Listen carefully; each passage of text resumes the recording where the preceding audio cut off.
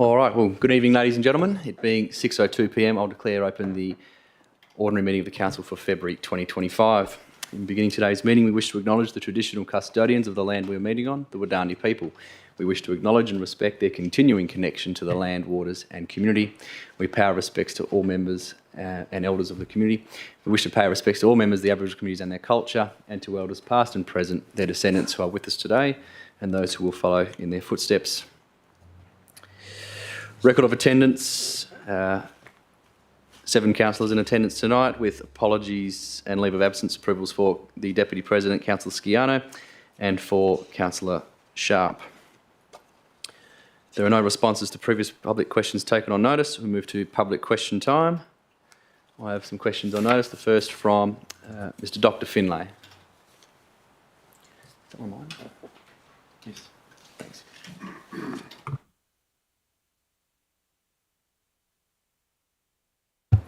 Thank you. Pardon me, glasses.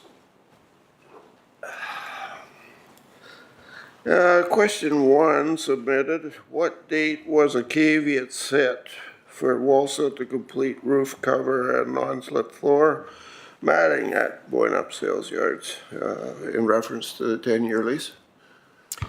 Thank you, Dr. Finlay, for the question. There are 2 matters there. Firstly, Walsall was issued the development approvals by Council in February 2024 for the roof structure and the waste effluent treatment system.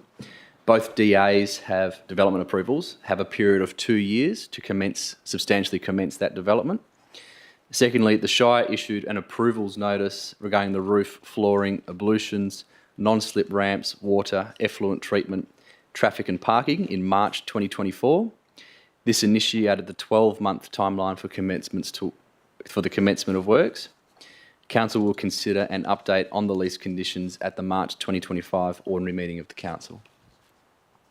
So, in simple terms, that makes it March of 2026. 2025. Oh. The DAs last for 2 years, so they won't expire until March next year, 2026. But the approvals notice has a 12-month time frame, and that lapses in March of this year.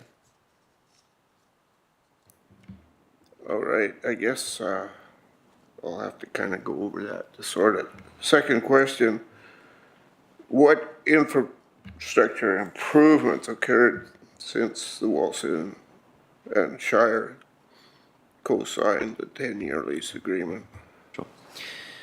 Just strictly infrastructure changes. Sure. New ablutions for staff and members of the public have been installed. Refurbished staff facilities have occurred. Sand pen retaining in the sales pen has occurred. Improved water access and water flow to stock pens.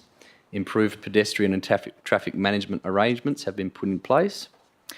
Significant background work has occurred with the Department of Water and Environmental Regulation and Walsall's environmental consultants regarding the waste and effluent management options.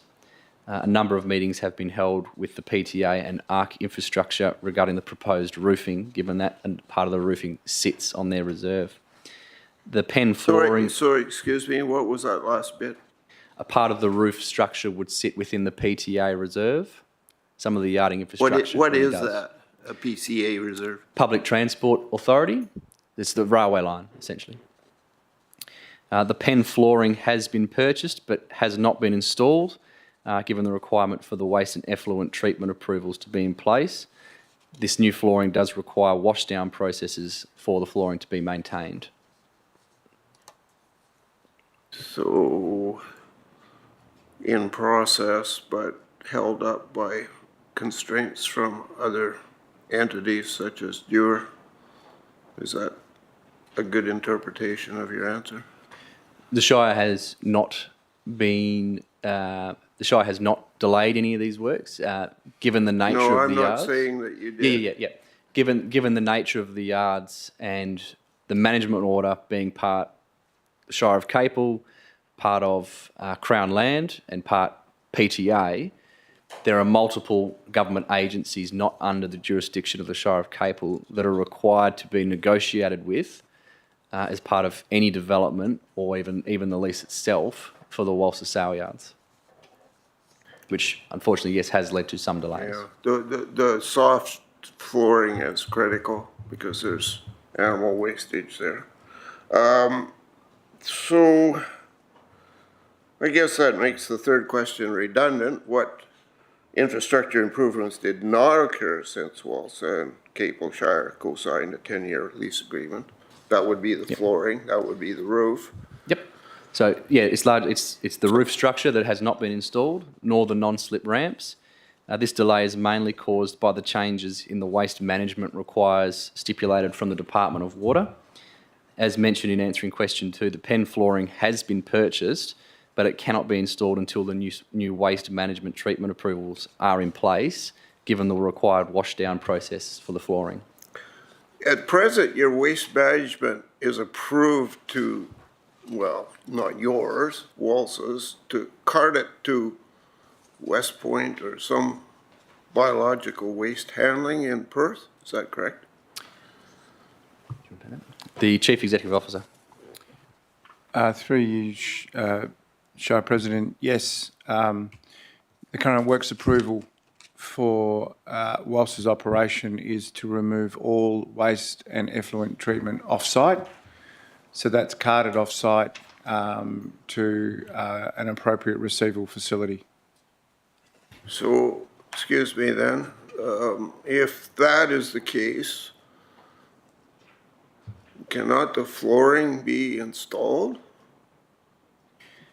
Given the current infrastructure that is there and the issues that are had through the winter months regarding the volume of the water, this current system would not be able to handle the water in addition to the rainfall that is required to wash down and clearing of rubber matted yards. So another question, what will happen when winter comes again? And they have all this water? It will be maintained within the current system and the conditions that have been put in place by DWER. But the issue with not installing the flooring is because the additional water that would be required for washdown processes would likely not be able to be handled through the existing waste management facility. But you just said it would be handled by that in the winter. You It can just handle. stated that. Sorry? You just stated that, now you've It can't handle. indicated Yeah. it. The existing approvals in place are for the rainfall on the existing site, being just concrete yards with scrape out processes. Putting rubber matting in requires water washdown, so it's additional water that's not being used on the yard currently that would have to also go through the waste processing facility. It Right. can't handle that additional water in its current form. I don't understand that they don't wash down now. That's just simple That's the sanitation. thing. They don't, but rubber matting requires washdown. That's why Okay. it hasn't occurred. Yeah, that's fine.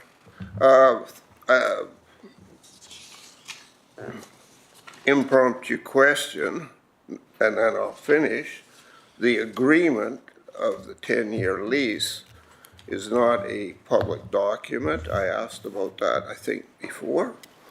Even if the Minister of Agriculture walked in the room, she's not privy to see that. Is that not the case with this agreement you arranged with Walsa? The lease agreement is confidential, but all parties contained within the lease, which does include state government departments, do have access to that. Regarding the Department of Agriculture, I believe you're referring to, I don't believe they have that lease. No. So it's just the PTA and Department of Planning and Lands. Do you have more to add? The Chief Executive Officer. I can add. Sorry, what was the last part, Doug? I'll get the Chief Executive Officer to clarify on that one. Dr. Finlay, we can let you know, though, that when the lease was adopted by Council in January 2022, there was a draft lease attached to that item when it came to Council. The lease that was signed is substantially similar to the draft attachment, so that would be a good place to start. As the Shire President mentioned, though, the final executed lease is commercial in confidence because it's between two parties and it's a commercial arrangement. Okay, thank you then, Mr. McMillan, that this draft is available. Through you, Shire President, the draft would be available on the Shire's website. If you go to Agendas and Minutes and you go to the agenda for January 2022. There's an attachment there, which is the draft lease which council considered at the time. So the draft would contain those caveats on infrastructure approval? It's substantially consistent with the one that was executed. Okay, thank you. Thank you, Dr. Finlay. Mr. Costello? Oh, sorry, Mrs. Costello. Sorry.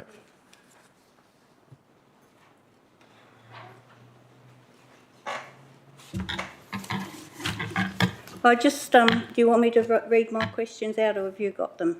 Yeah, if you could please state them. Okay then. I'd like to know why the elected councillors don't come out and check the neighbourhood in the surrounding properties that will be affected before they vote. We believe development of this nature should be carefully assessed and ensure that it does not negatively impact local residents.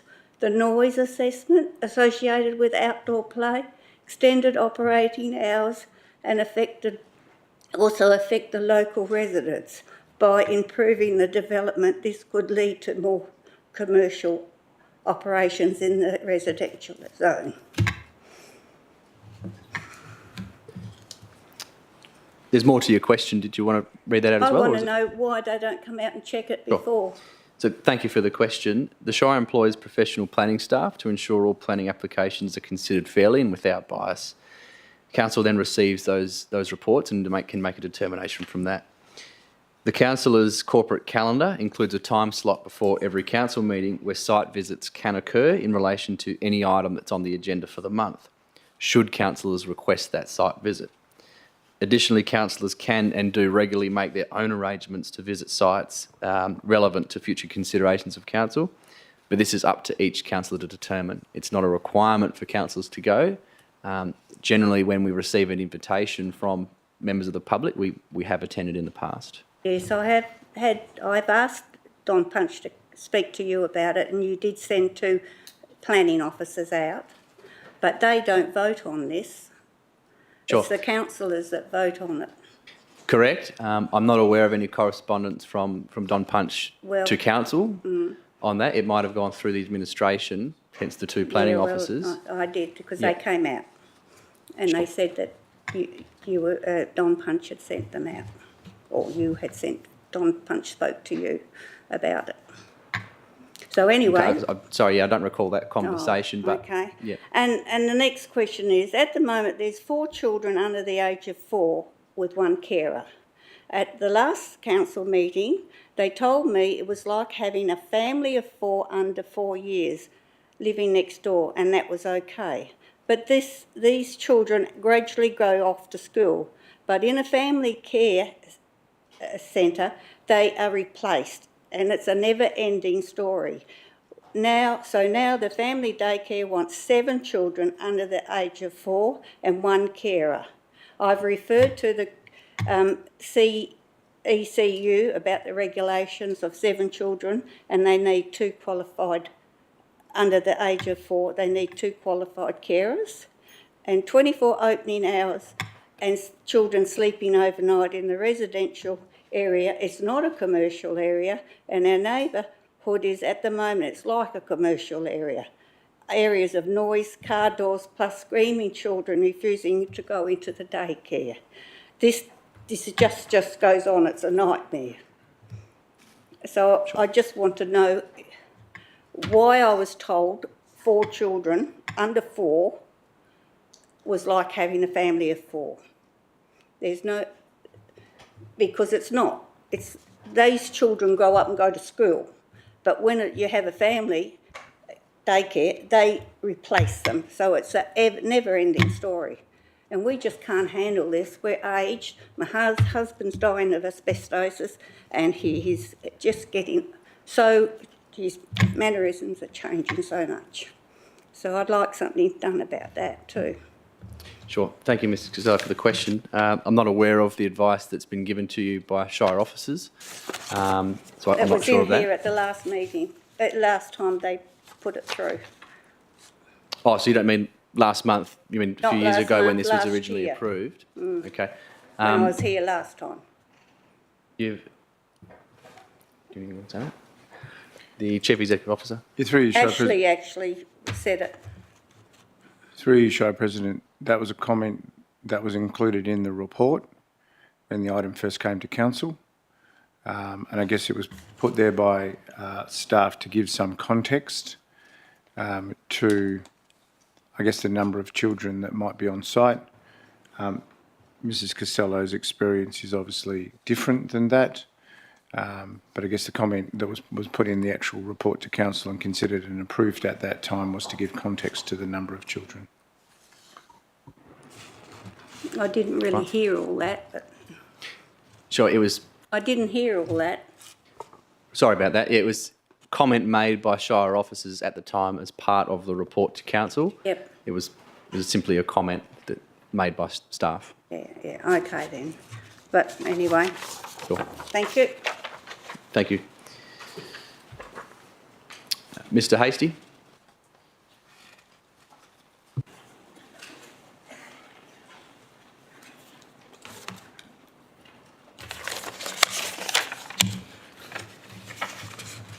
Good evening, President Kitchen, CEO Mr McMile, councillors and staff. Brian Hastie from Stratham. Given that Shire Park Playground is primarily used during specific events and by travellers and by tourists stopping for rest, now that Wilman-Wandandi Highway has opened, directing traffic away from Jora, and after hearing feedback at the electors meeting, I would like to ask if the Shire has conducted a recent usage study to justify the proposed upgrades. Would the council be open to considering the reallocation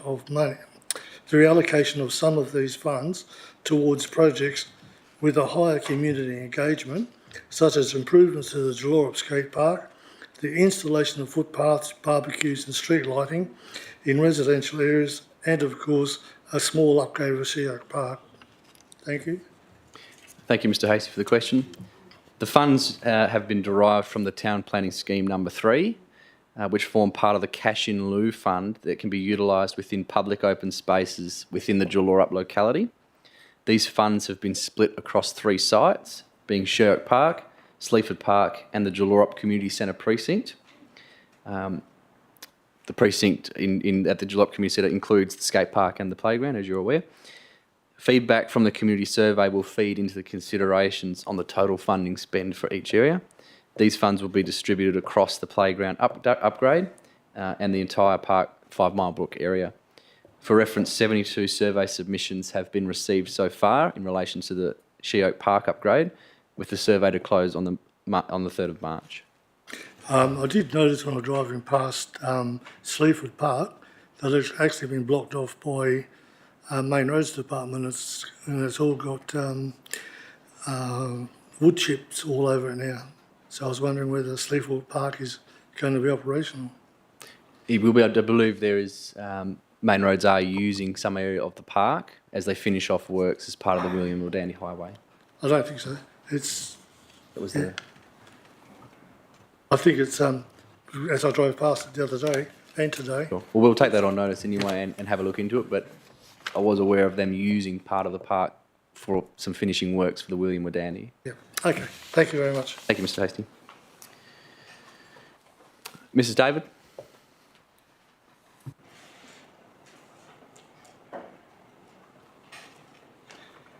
Thank you, Mr. President, CEO and councillors for having me again. I've got 4 questions. My first one is, these are all in relation to the EIL at 148 Skippings Road. My first question is, could I please be provided with a copy of the current plans for the Skippings Road, Boynup Road West intersection, including any work up Skippings Road that forms part of the contract for the ongoing Boynup West Road works? At last month's council meeting, thank you for reading my questions and their replies, it was stated that plans had not changed from the original issued plans, and I requested a copy of this plan from Mr McMile on the 5th of February, but I haven't heard back. Sure, thank you, Mrs. David, for the question. The plans, as stated, do remain unchanged from April 2024, but are available if requested, consistent with the response that the Chief Executive Officer provided to you on the 5th of February 2025 in relation to your query on Fowler/Boynup West roads. It is worth noting that the Shire does not normally provide detailed plans to community members that are subject of commercial terms. Where procurement for roadworks has been broadly advertised and tendered, the Shire can make available any designs or plans that are contained within publicly available information. So does that mean I'm going to get the plan, or you're going to describe the work up there, or what? What is? What was that answer? The Chief Executive Officer. Through you, Shire President, what we were trying to explain was, in advertising the tender to construction companies, it included a set of plans that were publicly available to anyone who wanted to tender at that time. At the time, yeah. Yep, we can absolutely make a copy of those plans available. Yep. The plans that may have been subject, that were then later executed as part of the contractual arrangement with the contractor that was awarded the tender, aren't publicly available. But certainly the ones that were subject to the public tender can be. But you've just stated that they haven't changed from the tender time. Correct. Right. But we are able to make available to you the ones that were publicly advertised, Yeah, that's not the fine. ones that were executed as part of a Okay. commercial contract. Okay, so I'll just get that in an email. Happy to provide that. Thank you. My second question was, my recent Freedom of Information application to the Capel Shire Council revealed that no one within the Shire requested the sand matrix proposed for the extraction at 148 Skippings Road.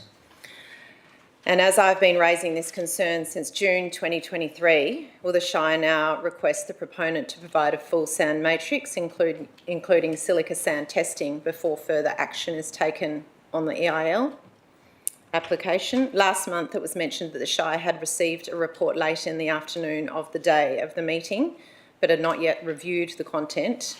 Has the Shire since reviewed this report, and will it be made available to the residents as previously requested?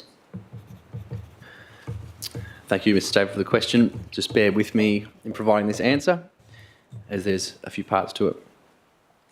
The particle size distribution, or PSD, test report that was received by the Shire from the extractive industry proponent on the same day as the January 2025 council meeting. Since that time, Shire officers have reviewed the submitted report and can advise the following. 1, the area is located on sandy soils of the Bassendean system with a small 1% intersection with the Pinjarra system. 2, there are 5 soil phases in the area. These phases are subsystems within the Bassendean and Pinjarra systems, including A, extremely low to very low relief dunes with deep bleached grey sands and an intensively coloured yellow B horizon occurring within 1 metre of the surface. Marri and Jarrah are dominant in the subsoil. B, flat and very gently undulating sandplain with well to moderately well drained deep bleachy grey sands with a pale yellow B horizon or a weak iron organic hardpan at 1 to 2 metres. C, closed depressions and poorly defined stream channels with moderately deep, poorly to very poorly drained bleached sands with an iron organic pan or clay subsoil. Surfaces are dark grey sand or sandy loam. D, broad, poorly drained sandplain with deep grey siliceous sands or bleached sands, underlain at depths greater than 1.5 metres by clay or less frequently a strong iron organic hardpan. E, flat or very gently undulating plain with a deep acidic malted yellow duplex or effective duplex soils. Shallow pale sand to sandy loam over clay, imperfect to poorly drained. The PSD report indicates that there are no particle sizes less than 0.0135 millimetres and only 5% less than 0.15 millimetres. The soil types and particle sizes are consistent across the localised area. And I'll defer to the Chief Executive Officer regarding sharing of that report. Through you, Shire President, we just need to clarify, I guess, the provision of the report from the operator, and given it was part of the referral to the state government agencies. So we need to clarify if we can make that publicly available. If we are, we will. Okay, that is not the report that I've been asking for the last 18 months. We've been asking for a specific silica content report, which you're saying to me that because the particle sizes are inconsistent with silica sand, which has smaller particle size, that you're just going to provide a PSD and that's it, nothing else. And as the PSD, where on the property have they been done? Is there multiple distributions taken, or is it mapped out? As a NATA or authorised person done the report? I'm not aware of that information, Ms David. I'll take that question on notice. Okay. I'm not quite sure why we can't just get it over and done with and get the silica sand test done and then we'd all sort of go away. So it's a little bit frustrating at this point in time. So I'll wait to hear as to whether we can get a copy of the report. But it's not, for those who are not knowing about sand, that is just how big the grains of sand are. It's nothing else. It's not. It's a description of what it visually looks like. It's nothing. Question 3.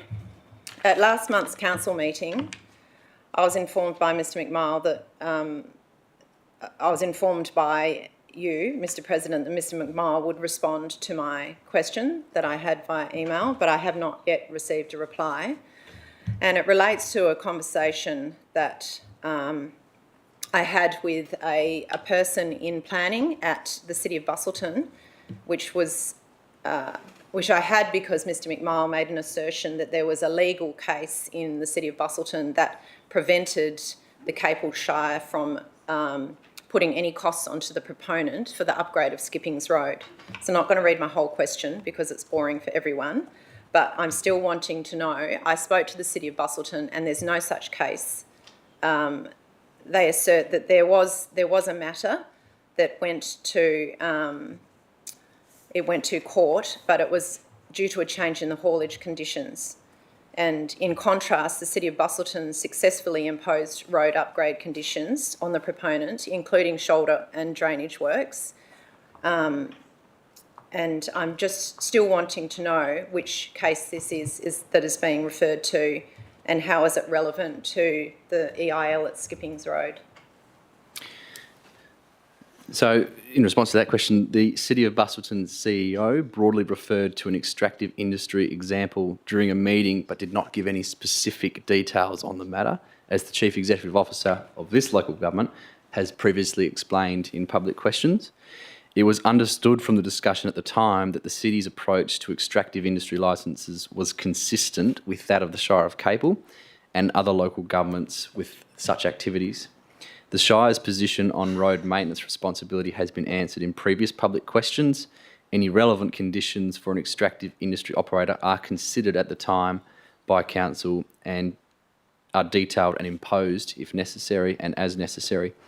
Shire officers are happy to liaise with the City of Busselton to establish whether there are any fundamental differences in our approach to operator obligations and responsibilities. These can be considered if and when the extractive industry licence for skipping roads comes to Council. Okay, but the statement was that this was underpinning the decision that the Capel Shire was making in relation to the road upgrade. There's two separate issues there. One is regarding the Skippings Road culvert drainage, which is a separate matter, and the other is the road deterioration. Yep. Generally, extractive industries are charged a road deterioration funding based on a matrix from WALGA, which is legislatively we're able to do. Regarding the Skippings Road culverts, that's something the Shire has had planned for some time in previous programs of works over numerous financial years prior to there being any knowledge of an extractive industry licence applicant wanting to come to that to 148 on Skippings Road. The reason for that is Skippings Road at that point is 4.1 metres wide and doesn't meet the standard road design of 6 metres. That is the reason for the Shire budgeting over numerous financial years for that culvert to be extended. It's just coincidental that it happens to be occurring at approximately the same time as there's an extractive industry licence application further up Skippings Road. Yeah, but that's not my question now. That's my next question. So this question still relates to the condition of the proponent that they are required to upgrade Skippings Road, and the council pushing back and saying, no, the council can't impose that on the proponent because Busselton Shire Council got sued. As I said, there is a road deterioration amount that the council can charge to extractive industry licences, and we have done that on numerous previous other extractive industries. And some of that is also negotiated in addition to and above the requirements set out in legislation. But that's generally if it has a benefit for the operator. But there are minimum standards and limits to what council can impose.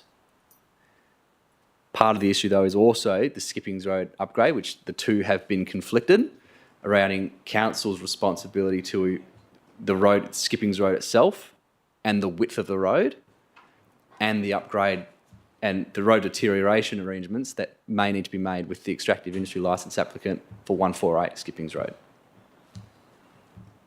Yeah, well, it leads on to my next question, which relates to the culverts are back in the budget and the drainage program, and you're saying that it's been in there for forever and it's up for this council meeting. Please don't misquote me. I'm saying it has been budgeted for some time.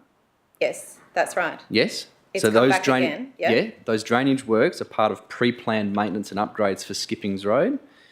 This being that the current alignment is 4.1 metres wide instead of the standard 6 metres, which the Shire has as its standard, and it has been on the Shire's program of works for some time. Therefore, it is a council expense, as periodic maintenance works on Skippings Road are required, as like many other roads across the local government. Of the previous well, at least since I've been on council has had an allocation of its roads program allocated towards road upgrades and widening. The biggest benefits of those areas have been mainly around Elgin, where Elgin Road, Bell Road, and various others have had its 3 metre seals widened in some cases to the full 6 metres. Yeah, so my question, my fourth question, and I don't think my third question's been answered properly, but it might flow into this, is I've said that the drainage capital program for $37,500 is listed for approval again to be carried forward in this meeting's agenda. And it just overlooks the fact that the proponent tendered or has applied to do a job at a site and they knew what the pre-existing conditions were. And so it should have been allowed in their road upgrade works to do the drainage. So the drainage conditions existed when the applicant submitted their EIL application, and they're not latent conditions but a required component of the road upgrade, and that the applicant should bear the costs as part of their upgrade obligations. And we're just going round in circles. But as I stated, the Shire was aware of the road width. The Shire had planned to widen the culvert. It's just coincidental that there's an extractive industry licence application near that part of the road. The Shire was already going to do that work.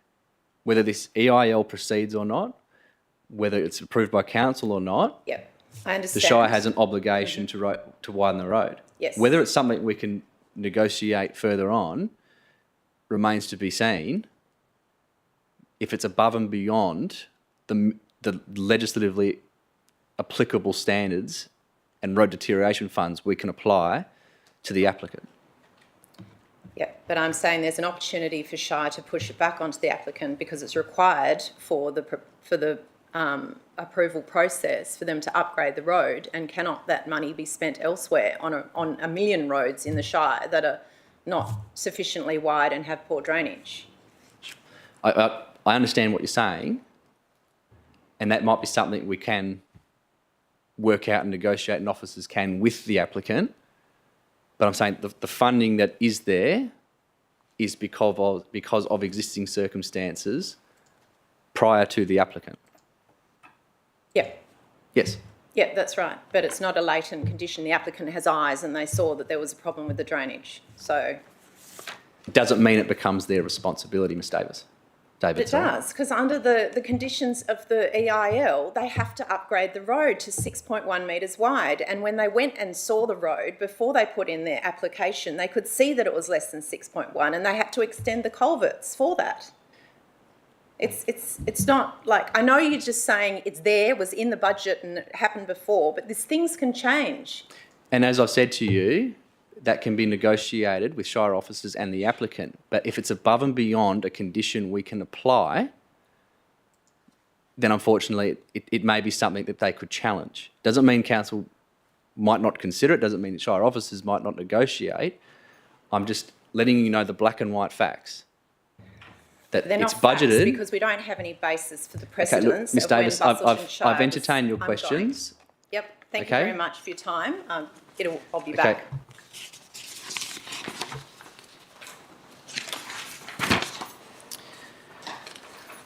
Mr. Hearn.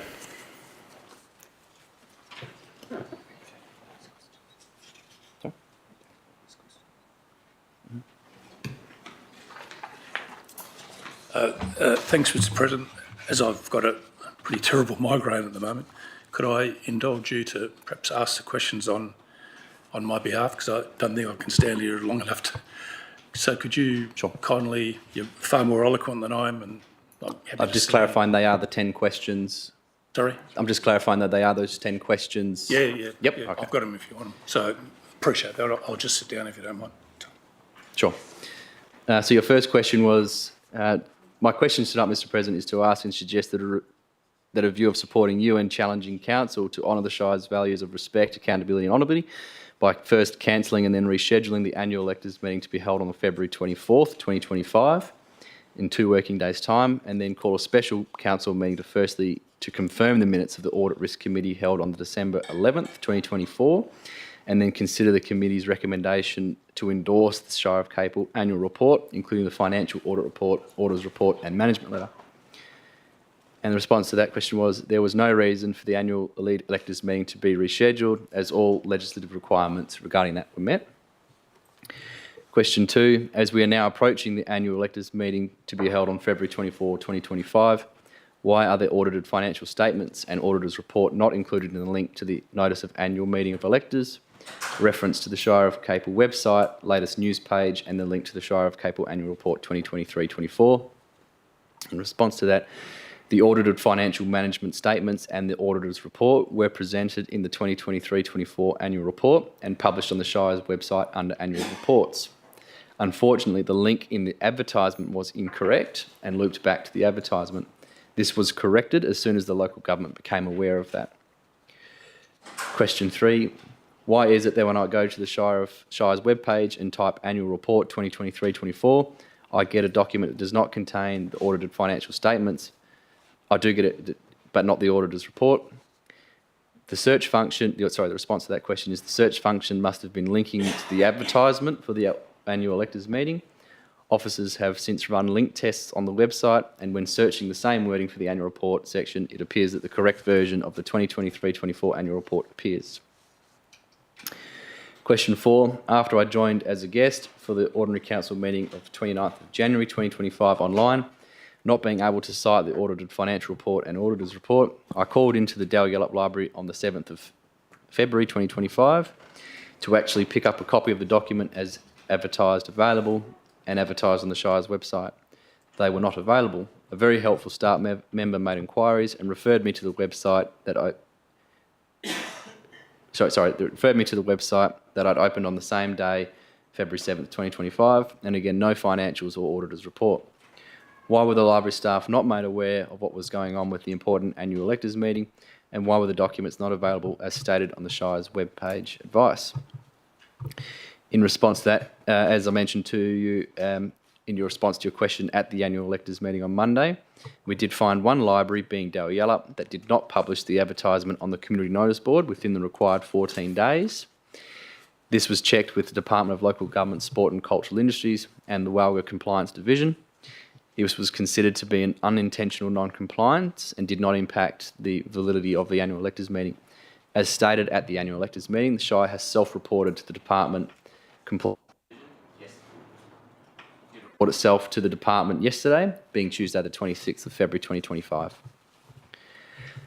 Question 5, can Council confirm that the Audit and Risk Committee meeting held on the December 11th, 2024, where the independent auditor's report and management letters for the 2023-24 audit were received and the 2023-24 annual financial statements were accepted, that the minutes of that committee meeting held on December 11th have never been considered, confirmed by the Council, even though the motion was passed accepting the financials and the auditor's report? In response to that question, Council cannot confirm minutes of committee meetings. They are only noted by the Council. The Audit and Risk Committee recommended to the Council to endorse the financials and the auditor's report. There was no requirement for a recommendation to be made, only the confirmation of those reports. This would create a massive delay in service. Yeah, this would create massive delays in council business if it had to wait for confirmed committee minutes. Excuse me. Question 6. Can Council confirm whether from their records and records I have taken that the first draft of the OCM papers in January 29, 2025 were posted on the Shire's website on or about January 17th, 2025. The draft agenda item relating to the annual report did not include the audited financial statements or the Auditor General's report. The first draft agenda did not include all committees of council information. It specifically overlooked the Audit and Risk Committee and the Bushfire Advisory Committee, referring to pages 490 and 491. Page 491 repeated some of the information on page 490. However, the repeated information in relation to the Emergency Management Committee and the CEO Performance and Remuneration Review Panel was not in a readable form. In response to that question, the agenda was uploaded on the website on the Friday the 17th of January and re-uploaded shortly after on the same day due to a technical error with the table of contents. The annual report, including the auditor's report and financials, were never changed and were included in the original agenda.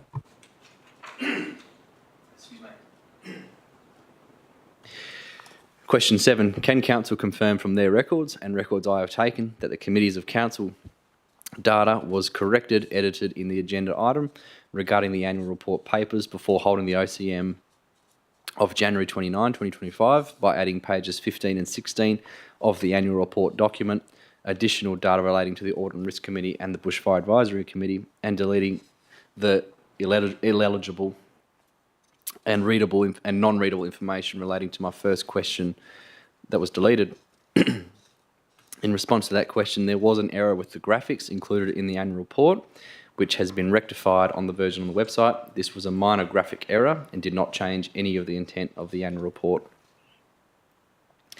Question 8. Can Council confirm that the audited financial statements and the Auditor General's report were not included in the final version of the agenda published in the Ordinary Council meeting of 29 January 2025 at item 15.1? If the audited financial statements and the Auditor's report were included, what date were they added to the agenda item? Was it before or after the meeting held on January 29, 2025? In response to that question, they were included at the time of the publishing of the agenda. Question 9. If the audited financial statements and the auditor's report were added to the annual report agenda item, why were they added to the first draft annual report agenda papers published on or about January 17th? What we know about the edited and the annual report agenda item that actually went to the OCM of 29 of January 2025. In response to that, they were included at the time of publishing and for the meeting. Question 10. Can Council advise the date the auditor's financial statements were added to item 15.5 and the Ordinary Council meeting of 29 January 2025, why the auditor's report was not added, and advise why the financials were added to the original draft agenda annual report item that was posted on or about January 17th, 2025 and subsequently changed rather than the agenda item 15.5 that was actually tabled at the OCM of January 29. In response to that, they were included at the time of publishing on the 17th of January 2025. Question 11. Finally, I can accept that Council approved an annual report document that did not include the financial auditor's report and the auditor's management letter. Did they have access to the auditor's financial information, the auditor's report and the auditor's management letter that was not included in the agenda for the Ordinary Council meeting of January 29, 2025? If so, why was that information not made available to ratepayers prior to the meeting being held? In response to that question, all elected members had access as they were included in the agenda. The auditor's management letter is not usually included in an annual report. That this can be found in the minutes of the Audit and Risk Committee, which is available on the Shire's website. It should also be noted that the annual report does not need to contain the auditor's opinion. However, it has been past convention that the Shire of Capel does include this. This convention was not intentionally missed, and processes are changing to ensure that future meetings meet this standard. Okay. They're all the questions I have on notice. I did receive some questions from Ms Donna Brown.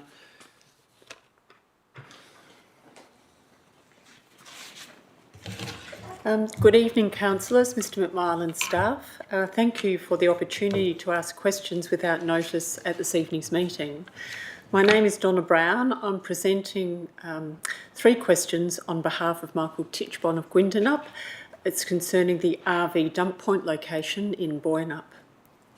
And Michael states, I remain opposed to the RV dump site being proposed in Bridge Street. It is too low lying, subject to flooding, as well as being relatively narrow. It will be a busy location on long weekends when caravan users would be wanting to access the RV dump point. It is not favoured by many of the local organisations who have a stake in Bridge Street. At the May 2024 council meeting last year, where the Shire staff had recommended Bridge Street as the preferred RV dump point location, the matter was deferred until community consultation had occurred, in particular with the residents of Bridge Street and the wider Boynup community. The Shire staff recently arranged 2 meetings in Boynup, which were held on Monday the 10th and Tuesday the 11th of February 2025. It is my understanding that residents of Bridge Street were only advised by the Shire of the RV dump proposal approximately 2 weeks before the February 2025 meetings. Thank you to the Shire staff for arranging the RV information sessions, and thank you also to the numerous councillors who attended, some on both evenings. Last week, I contacted Main Roads regarding the proposed RV dump site and the ruling out of Turner Street due to various issues, some of which would also apply to the South Western Highway Bridge Street intersection. On another visit to Turner Street, I observed there's already a turning lane into Turner Street. There were 6 caravans at the front of Meadowbrook Estate, and visitors to Boynup towing caravans are already using and will continue to use Turner Street to visit the Railway Museum. There are already emergency services vehicles, fire trucks and ambulance using the Turner Street intersection. Main Roads confirmed that this exercise was a desktop review and that there was no site visit for the assessment. I would question that the intersection of South Western Highway and Bridge Street will impact on traffic more considerably than Turner Street, which is already being used by caravans. I'll be writing to Main Roads with my views and concerns. At the RV information evening, residents were advised that caravans would require a northern entry into Bridge Street, which is on a steep angle for vehicles coming from the south.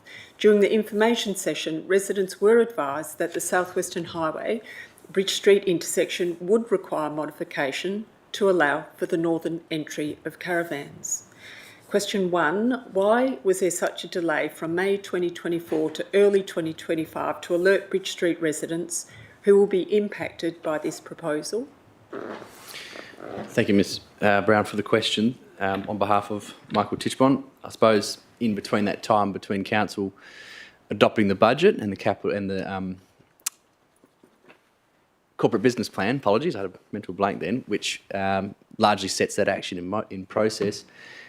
There's a number of other work that staff have to undertake, and I suppose recently staff have got to the point in time where they'll undertake the work regarding the RV dump point, which is why this consultation process has since begun. Council did consider information on the dump point in September, which was well known to the community in proceeding of how it would consult with the community on this matter. The Shire does try to make information as publicly available to the public as it can within its current communications framework. We do understand, though, that some residents may not necessarily receive it through the mediums the Shire does use. Sure. I'll ask the CEO can add some more context to that. Through you, Shire President, I might just add some of the other efforts, I guess, that officers went to. So you're absolutely correct that two workshops were arranged, one for community members and the other for business operators within Boyanup. On top of that, there was also a survey, an online survey that was run through Boyanup with posters put up through all of the local businesses.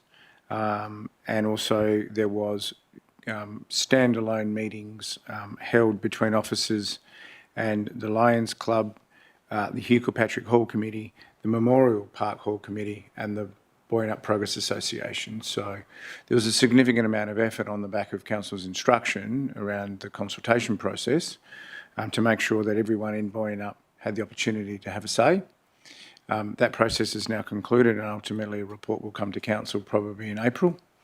Just to add to something that the Shire President said too, since the last time that Council considered the matter, quite a deal of time was spent with PTA and ARC Infrastructure trying to understand the nature of the reserve along Turner Street, and significant conversation also occurred with Main Roads about the intersection.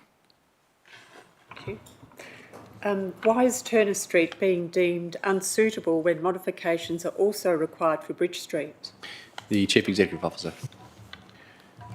Through you, Shire President, the advice that we received from Main Roads as part of that consultation process that I just mentioned was that the intersection upgrade that would be required on the intersection of South West Highway and Turner Street, given the proximity immediately to the rail and the potential for that if any modifications were done to the rail would include potential boom gates and additional safety requirements, the stacking that may occur on both the western and eastern directions means that the intersection at Turner Street and South West Highway upgrades would be substantially more than what was required at Bridge Street.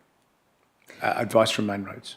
So re the boom gates, this is off the cuff as well, but re the boom gates as well, that is the railway line, to my mind, is closer to the Bridge Street intersection.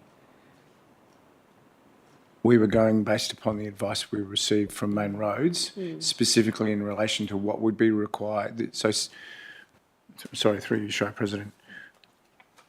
Setting aside any conversation that we had with Public Transport Authority and ARC Infrastructure about how we might try and secure some space within the rail reserve on Turner Street and what that would look like, the advice that we received from Main Roads about the intersection of South West Highway and Turner Street was substantially more would be required.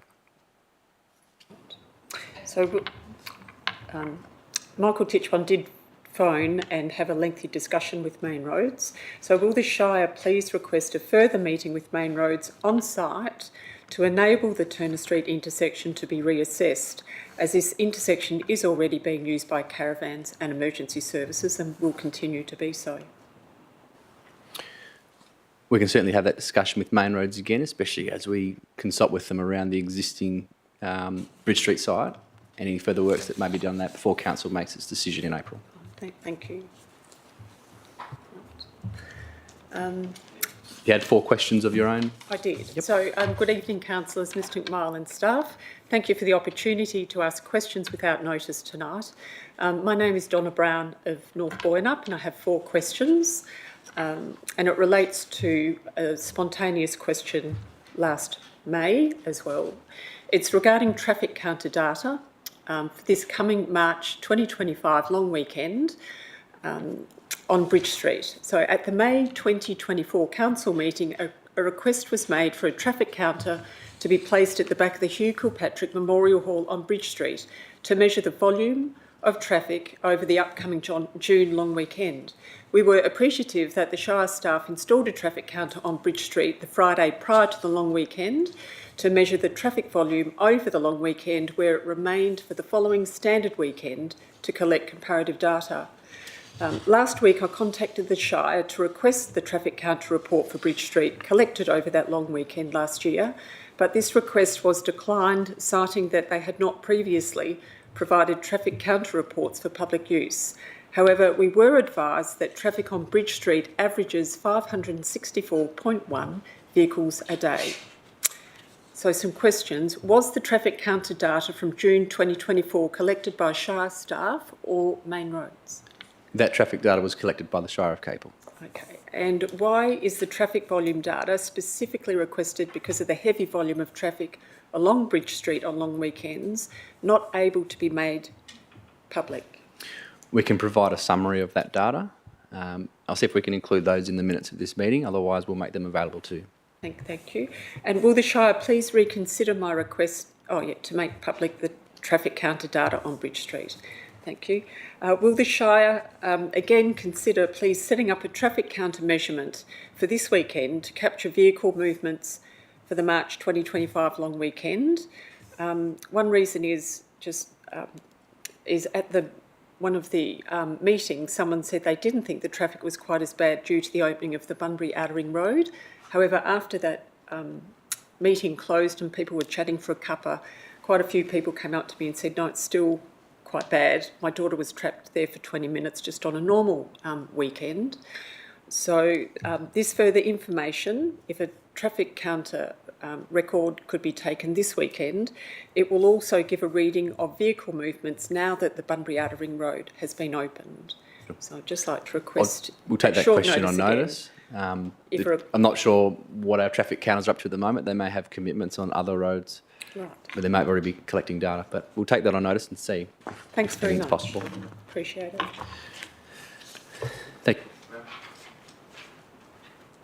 All right, there are all the questions I have on notice. Are there any further questions from the floor? Yes, sir. If you could please just state your name and locality for the record. Good evening, councillors. My name is Stuart Patterson. I'm in Dalyalup, Eclipse Bend, and I'm really here to support Peter Costello today. I came here with one note and now I've got three. I'd like to know why we have to have a family daycare in a residential area when there are 4 public daycares available nearby. Any resident or individual within the Shire of Capel can apply to conduct whatever business or operation they may seek within land they own. It's whether it's then assessed by Shire officers whether that's consistent with our local planning framework. Officers then make that report to council if required. If it can't be dealt with under delegated authority for council to then determine. But the Shire doesn't really assess.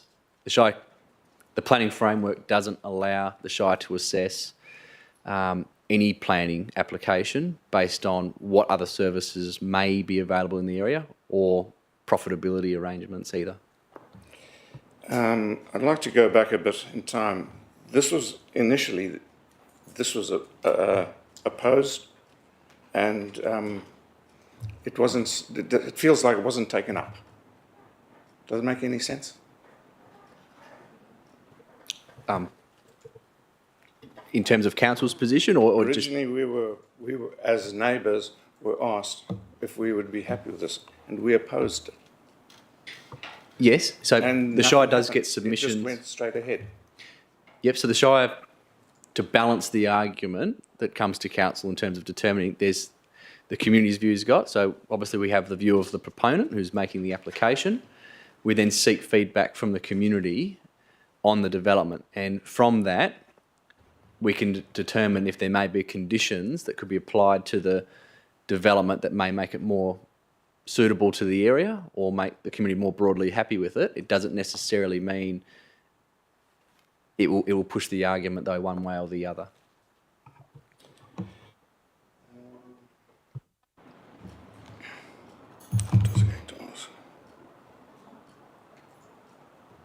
Sorry, I've lost the train of thought here.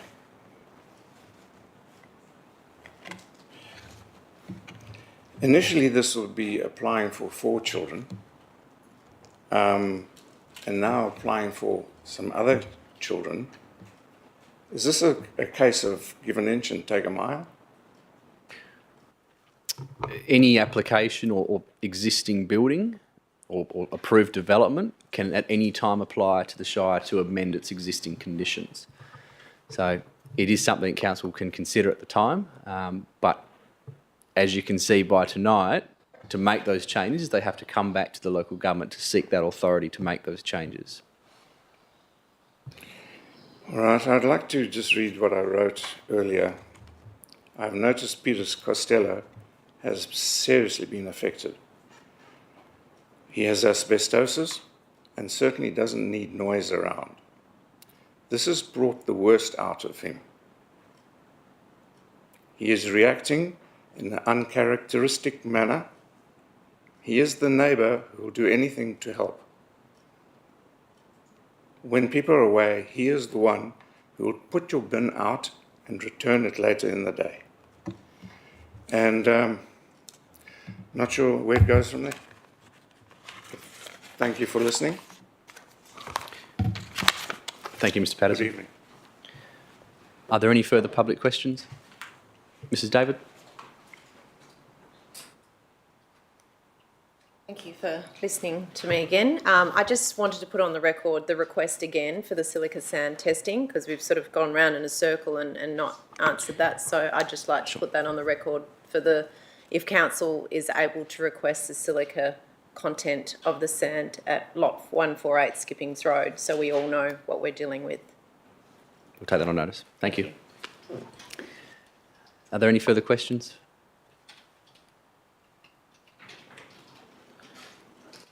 No, we'll move on to applications for leave of absence. Are there any applications?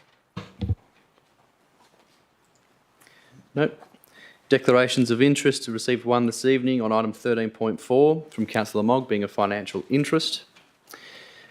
Notice of items to be discussed behind closed doors. There are nil. We now move to the confirmation of the minutes. 8.1, ordinary meeting of the council of the 29th of January. Behind closed doors. Sorry? Sorry. I thought we had one item behind closed doors. No, that's for council to potentially determine. Oh, At the sorry. moment, that's not listed for that. Confirmation of the minutes of the ordinary meeting of the council from the 29th of January 2024. Is there a mover for those minutes? Move to Councillor Ferguson. Is there a seconder? Councillor Terrentroy. Councillor Ferguson. Councillor Terrentroy. Is there any discussion on those minutes? No, thank you, Mr. President. No? Me, anyway. Nothing from the move to close? Move the motion. I'll put those minutes to the vote. Those in favour? That's carried unanimous. Announcements by the presiding member without discussion. As you probably see, my report on my activity for the last few months is missing. I was unable to meet the deadline there, so that will be included in the minutes, though, of this meeting. Item 10, petitions, deputations and presentations. There is a petition that has been received from Mr. Brian Hasty, which was received by the Chief Executive Officer. Mr. Hasty, do you wish to speak to your petition?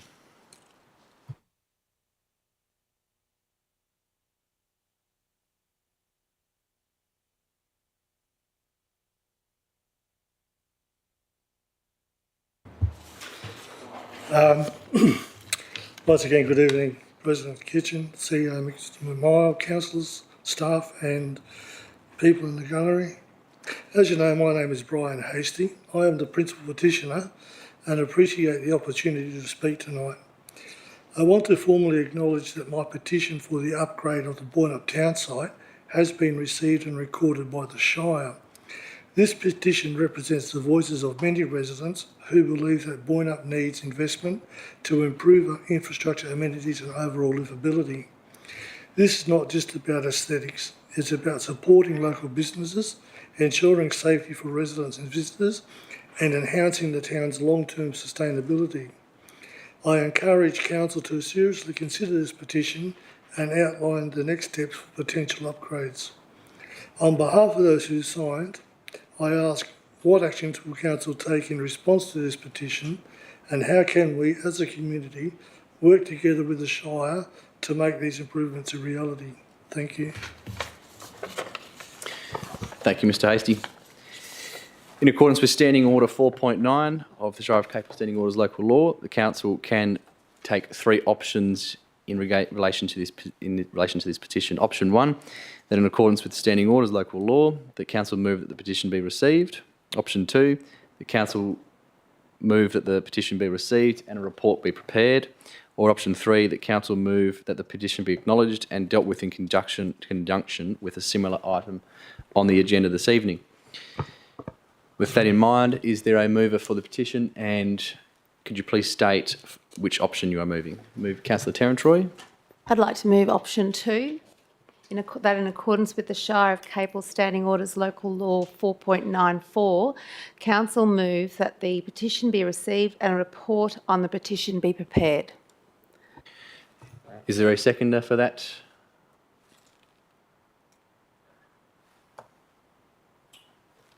Seconded, Councillor Noonan. Councillor Terence-Roy. Basically, we've received this petition from Mr Brian Hasty. He's got people who signed it, and I think that because the community has got together and put the petition, I think it's worthwhile to consider, not just to accept the petition, but to consider and do a report on the petition. Councillor Noonan. Thank you, Mr. President. I actually don't believe a report should be done by council at this stage, but I'm happy to second the motion so that we do get to debate it. I actually believe that the petition should go through a step before it gets to council and to the Shire officers. I would like to see the petition go to the Boyanup Progress Association. I believe that that's the proper organisation that, you know, is responsible for. They've got a mandate for looking after Boyanup and progressing the infrastructure of things like entry statements. They already have done work on the entry statements in Boyanup. And I don't believe it would be constructive for the Shire officers to spend time for us to start developing another report if it potentially could end up conflicting with work that has already been done and plans that have already been done by the Boyanup Progress Association. So I would like to simply go to option 1, and so I'll foreshadow that should this motion fail, I will move motion 1 that we simply receive the petition, and that we we can hand it to the Progress Association, or Mr. Hasty, you would be able to do that, you know, and I'm sure that the Progress Association would be pleased to receive it as well, and take it on. They always welcome new members to and interested observers to their meetings. They're open to the public. And I think that it just makes more sense to have one point of sort of community input then to council, so that we, you know, where they've got a better reach to the community, and they can come up with a plan that the residents of Boyanup are going to be broadly happy with. One thing I do know is that residents in Boyanup don't like having things imposed upon them, and I fully appreciate that sentiment. So I'd like to do things with their with their with their approval, or with their input. So I won't be supporting the motion, but foreshadow receiving it. Are there any speakers for or against? Councillor Ferguson?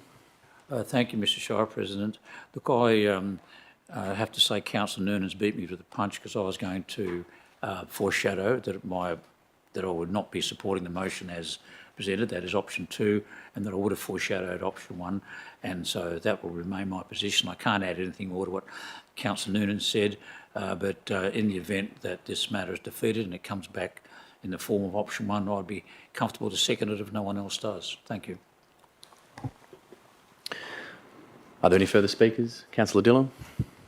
Thank you, Mr Shire President. Look, I'd like to echo most of the thoughts of Councillor Ferguson and Councillor Noonan. However, I would, first things first, I would rather see it just received by council, but I'd put out a word of caution to Councillor Noonan's recommendation that maybe we put it straight to the Boynup Progress Association. There are some wonderful community groups who all work very, very hard around the Boynup locality, and I don't think it would make too much sense to just pick the Progress Association to deal with on their lonesome. Let's just take the petition into to council. We've been working on our place plan. I did notice, Mr Hasty, that the word roundabouts triggered a few hot reactions. I did find that quite humorous, but look, always happy to listen to what the community are after, and I would recommend that we vote this down, option 2, and go back to option 1, not with any conditions. Let's take it on board and see where we go from there. Are there any other speakers? Councillor McCleary? Thank you, Mr President. Look, I tend to agree with Councillor Dillon that we just need to receive this motion. There's been a lot of work in long-term financial plans within our within the council dealing with Boynup and all the other town sites, and they need to take their line, need to be put up in line, and when we can afford to do things, we can do that. I'm okay with receiving this motion. As to getting a report, what's the report going to be? I think we need to have it fitted into the long-term financial plans and our budgeting constraints that we need to do. I don't think something should just jump the gun in process. And as pointed out by Councillor Noonan, that needs a lot of community consultation about what's really needed, not just something that's stuck in there. And I think that's the way you do it, rather than going through this process.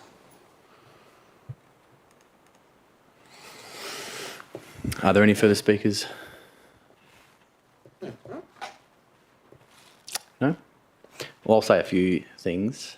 I actually support option 2 in that we receive a report back on the petition, not necessarily for to see ways we could straight away go and do these things, but what I think we've actually got is a little bit of a communication problem in terms of what's actually coming up for Boynup. You know, because of the limited resources, namely the limited financial resources of local government, things take time, which is why we budget, it's why we prepare, it's why we have our long-term financial plan. Dalyellup's had some fantastic development. That's largely come through from the developer in that area as the estate's grown, as well as great initiatives the Shire's put in there, such as the skate park last year. Given that, the funny thing about that, you know, how great the Dalyellup estate is and it being home to our largest youth population, it's taken it 20 years to get a skate park. Capel here, you know, it's had some fantastic upgrades in the past, which has taken a long time for it to budget, with the civic precinct out here and the sports spaces that's been upgraded out there on Goodwood Road, in the main street, which was done in 2013. Of the three major centres being Dalyellup, Capel and Boynup is the next one, really, for that bit of love that needs to come through. Some of the things here on this petition I don't think are necessary. I mean, the prominent entry statements, those entry statements have only been there for 4 years, largely driven by the Progress Association. They did come from the community and had council funding for that to happen. But I do actually want to echo some of those sentiments that as great as the BPA are, they're not the voice of Boynup. There's plenty of other community groups in there that do fantastic jobs.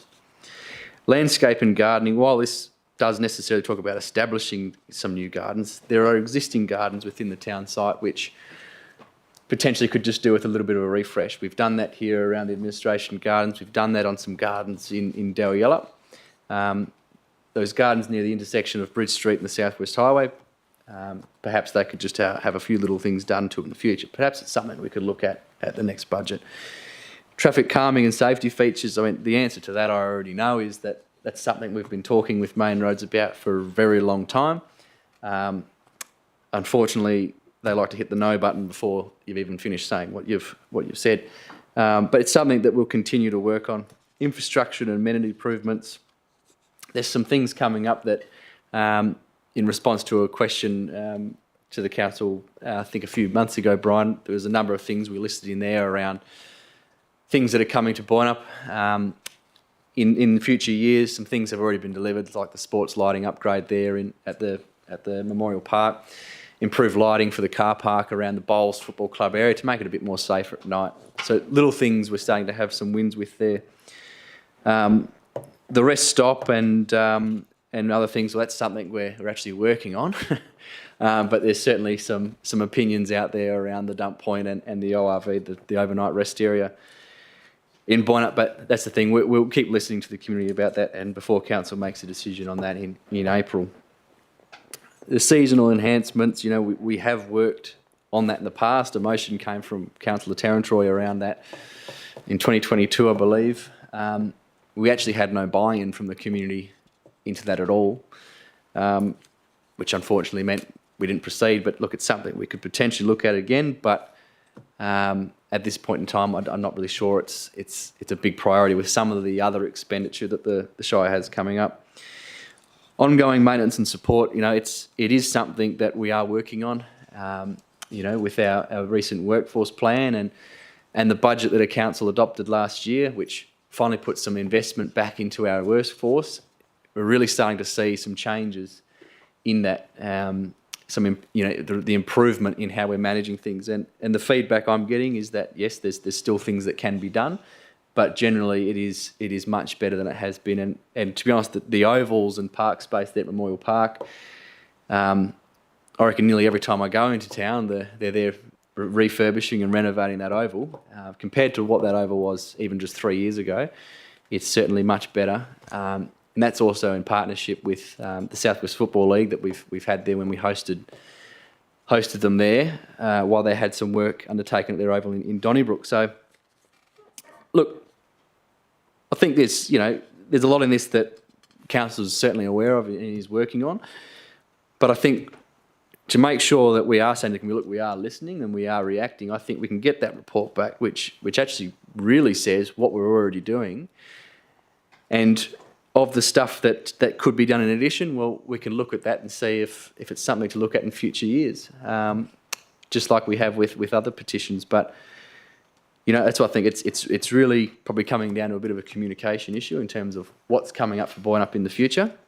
I think that the Director of Community and Corporate has known what I've said around the long-term financial plan. It's a very dry, very stale document, and I've always wanted to include that little sexy page at the back that says, "Whew, here's some of those great community initiatives that are coming forward in future years." So that's something we can certainly look at into the future. But anyway, the biggest thing though that I really want to emphasise that work's beginning now, and I know the Director of Infrastructure and Development there has been having numerous meetings about it, is the integrated growth framework which Council has funded this year, which is really going to set all the town sites up for their future development and future growth, that any new investment in town, any new businesses in town, any new residents in town, any urban expansion fits and sits with the current character, amenity and feel of a town. And that includes improvements to landscaped areas and various other things. So it's certainly a big piece of work, and it's a lot of involvement that the community is going to have in that. So I really look forward to certainly getting on with that in the community. because it certainly is a big lot of work, but very keen to see it happen. So, yeah, certainly note the petition from the community there.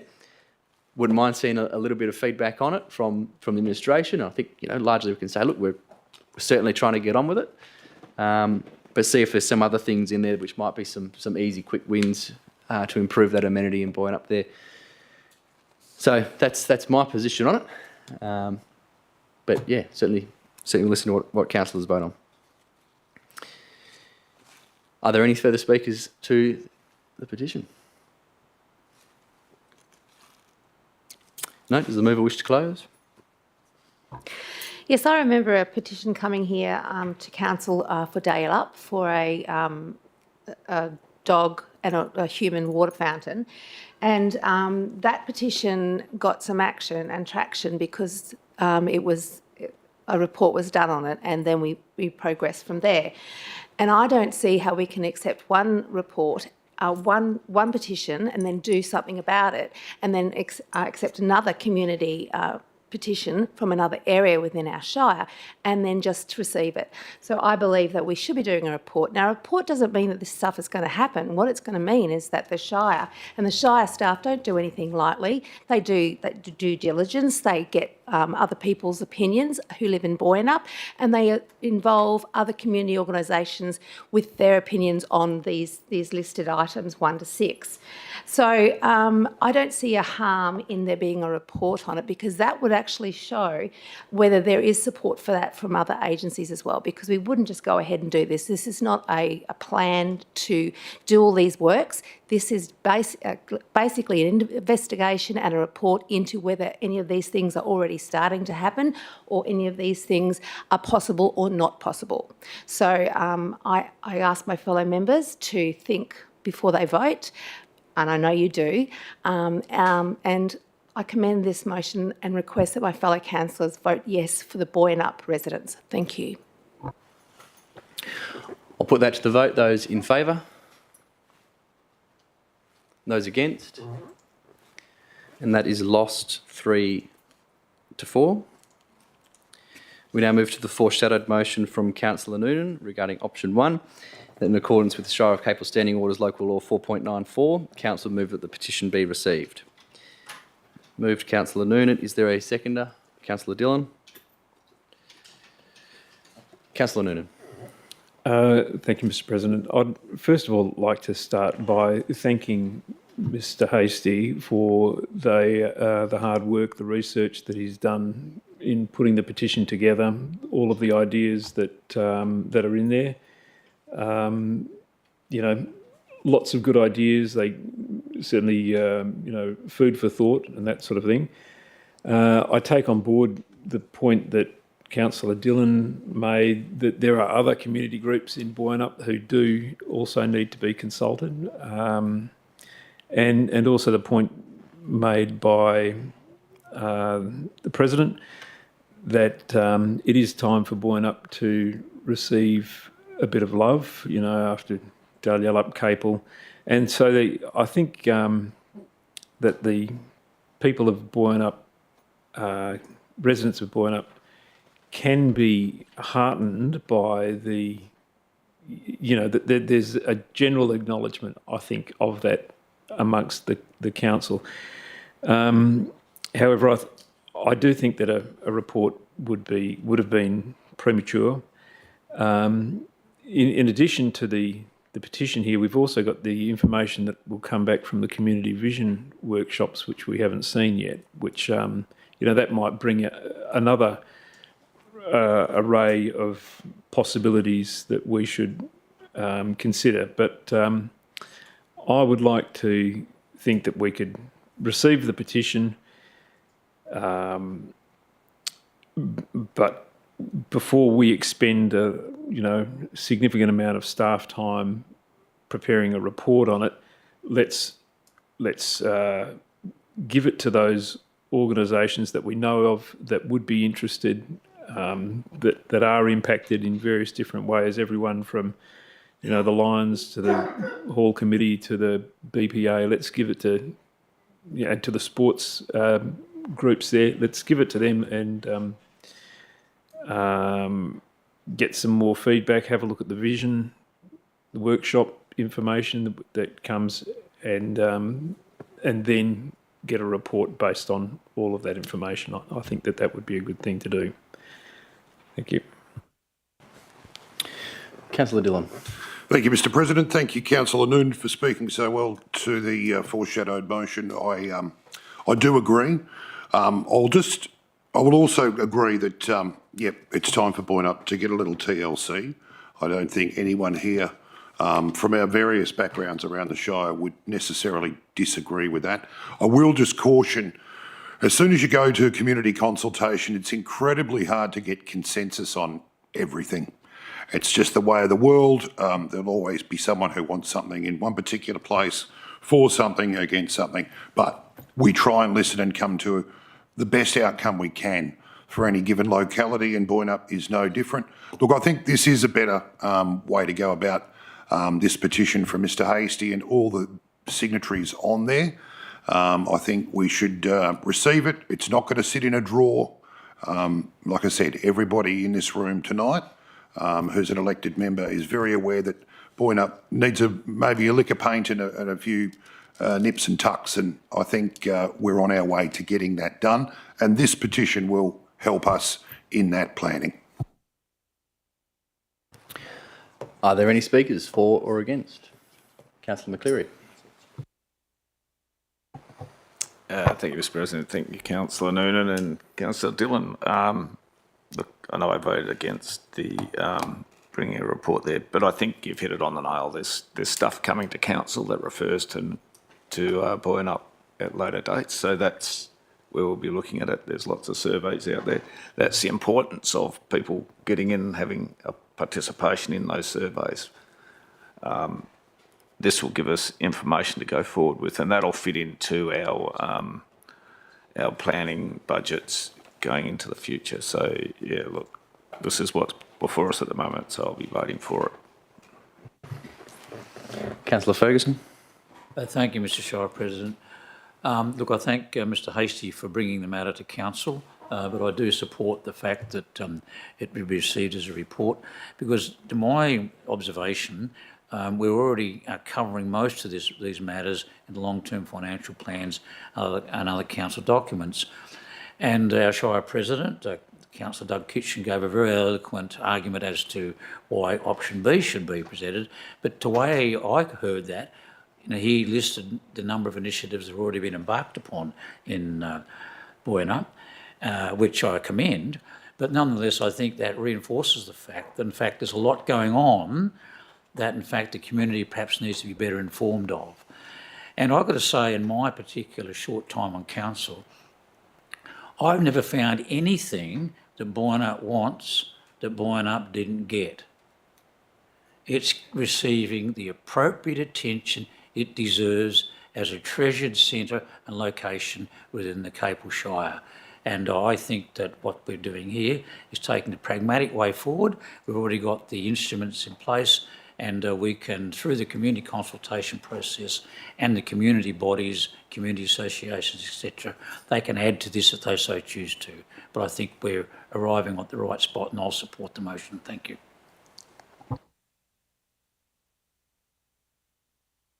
Are there any further speakers? Councillor Tarrant-Troy. Question. So how much officer time would have been used to do a report where we're doing a whole lot of work already in Boynup on the long financial plan? The Chief Executive Officer. Through you, Shire President, I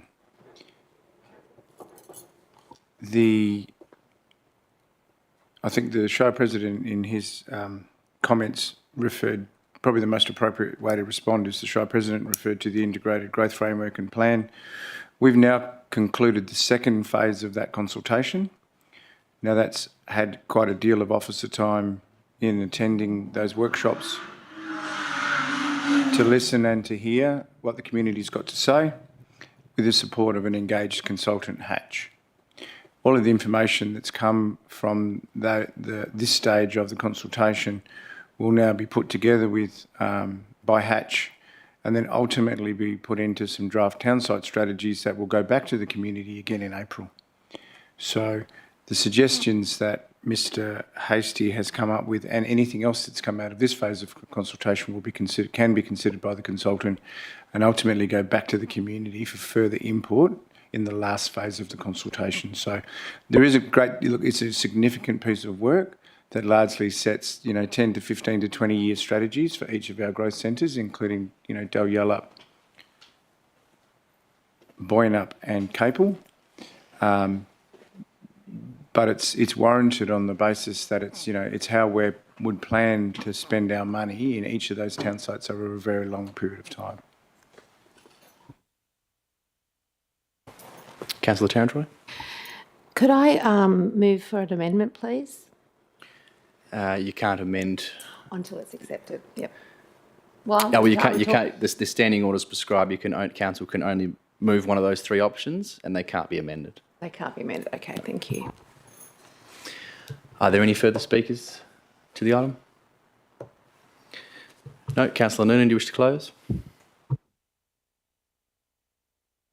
I'll put that to the vote. Those in favour? That's carried unanimous.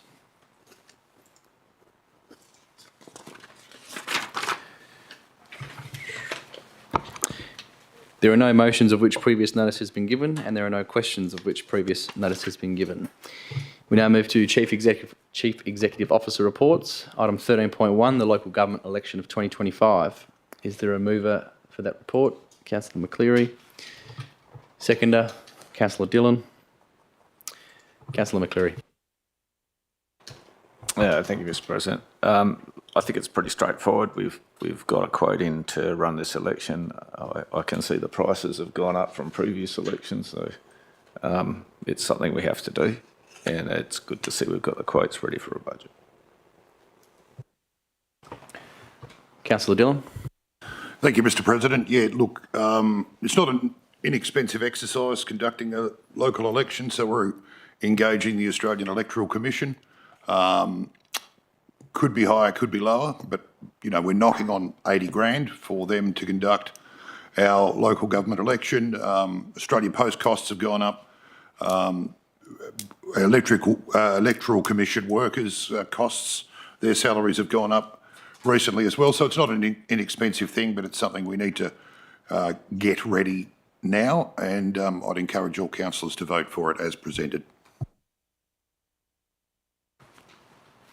Are there any speakers against the motion? Speakers for? Councillor Tarantroy. I would just like to implore local residents of our Shire to vote so we have a better result than 30% of residents voting. The reason I say this is because $80,000 is a lot of money, and if residents aren't voting, then some of that money seems we could get a more consensus on who is an elected member if more people voted. So all I'm doing is imploring anyone who's watching, anyone who's here in the chamber, to encourage people to start being involved in local government and voting. It's not compulsory. However, if you don't vote, then you don't have a say. You don't get a say in the result of who's chosen to sit here and make decisions on behalf of residents. So please vote. Are there any further speakers for or against? Councillor McCleary, do you wish to close? I'll put that to the vote. Those in favour? That's carried unanimous. 13.2, Chief Executive Officer Mid-Year Performance Review, Quarter 2 Progress Reporting, 2024-25 Performance Agreement. Is there a mover for that item? Councillor Dillon.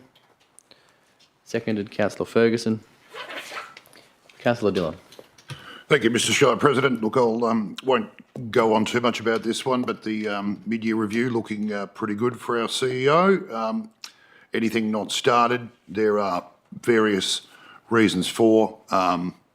One at risk of concern with a couple of long-term injuries, but I know we've made good strides on that level.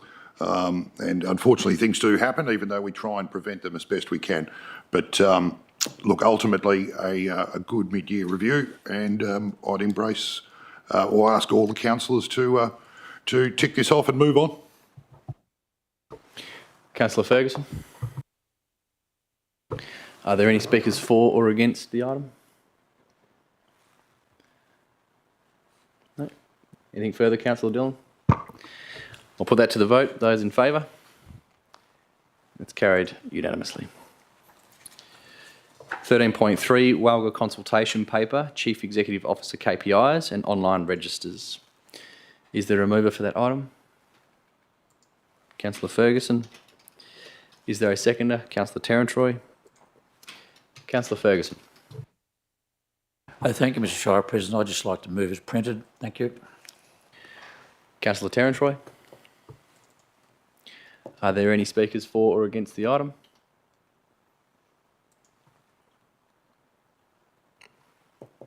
No. Well, to say, it was an interesting read.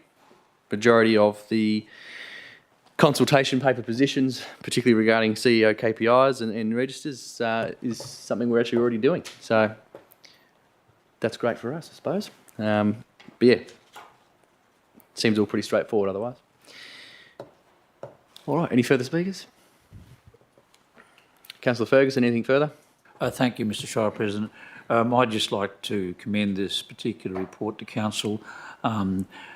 It's always challenging to look inside someone else's performance, but I think as far as we can ascertain, and I think we deal with this daily almost, I'm more than comfortable to support the motion.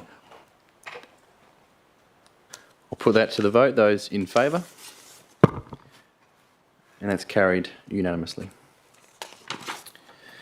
13.4, Training Request Diploma of Local Government.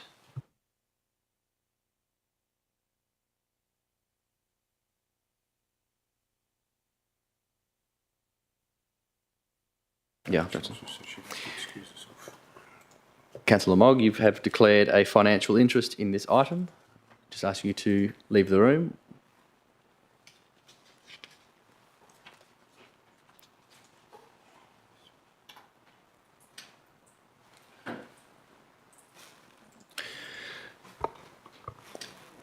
Councillors, under the Standing Order 4.3 of the Shire of Capel Standing Orders Local Law, I'd like to move that this item be moved to item 20, given that it may be considered behind closed doors. Is there a seconder for that? Councillor Terrantroy. No discussion. All those in favour? That's carried unanimous. Invite Councillor Mogg to return.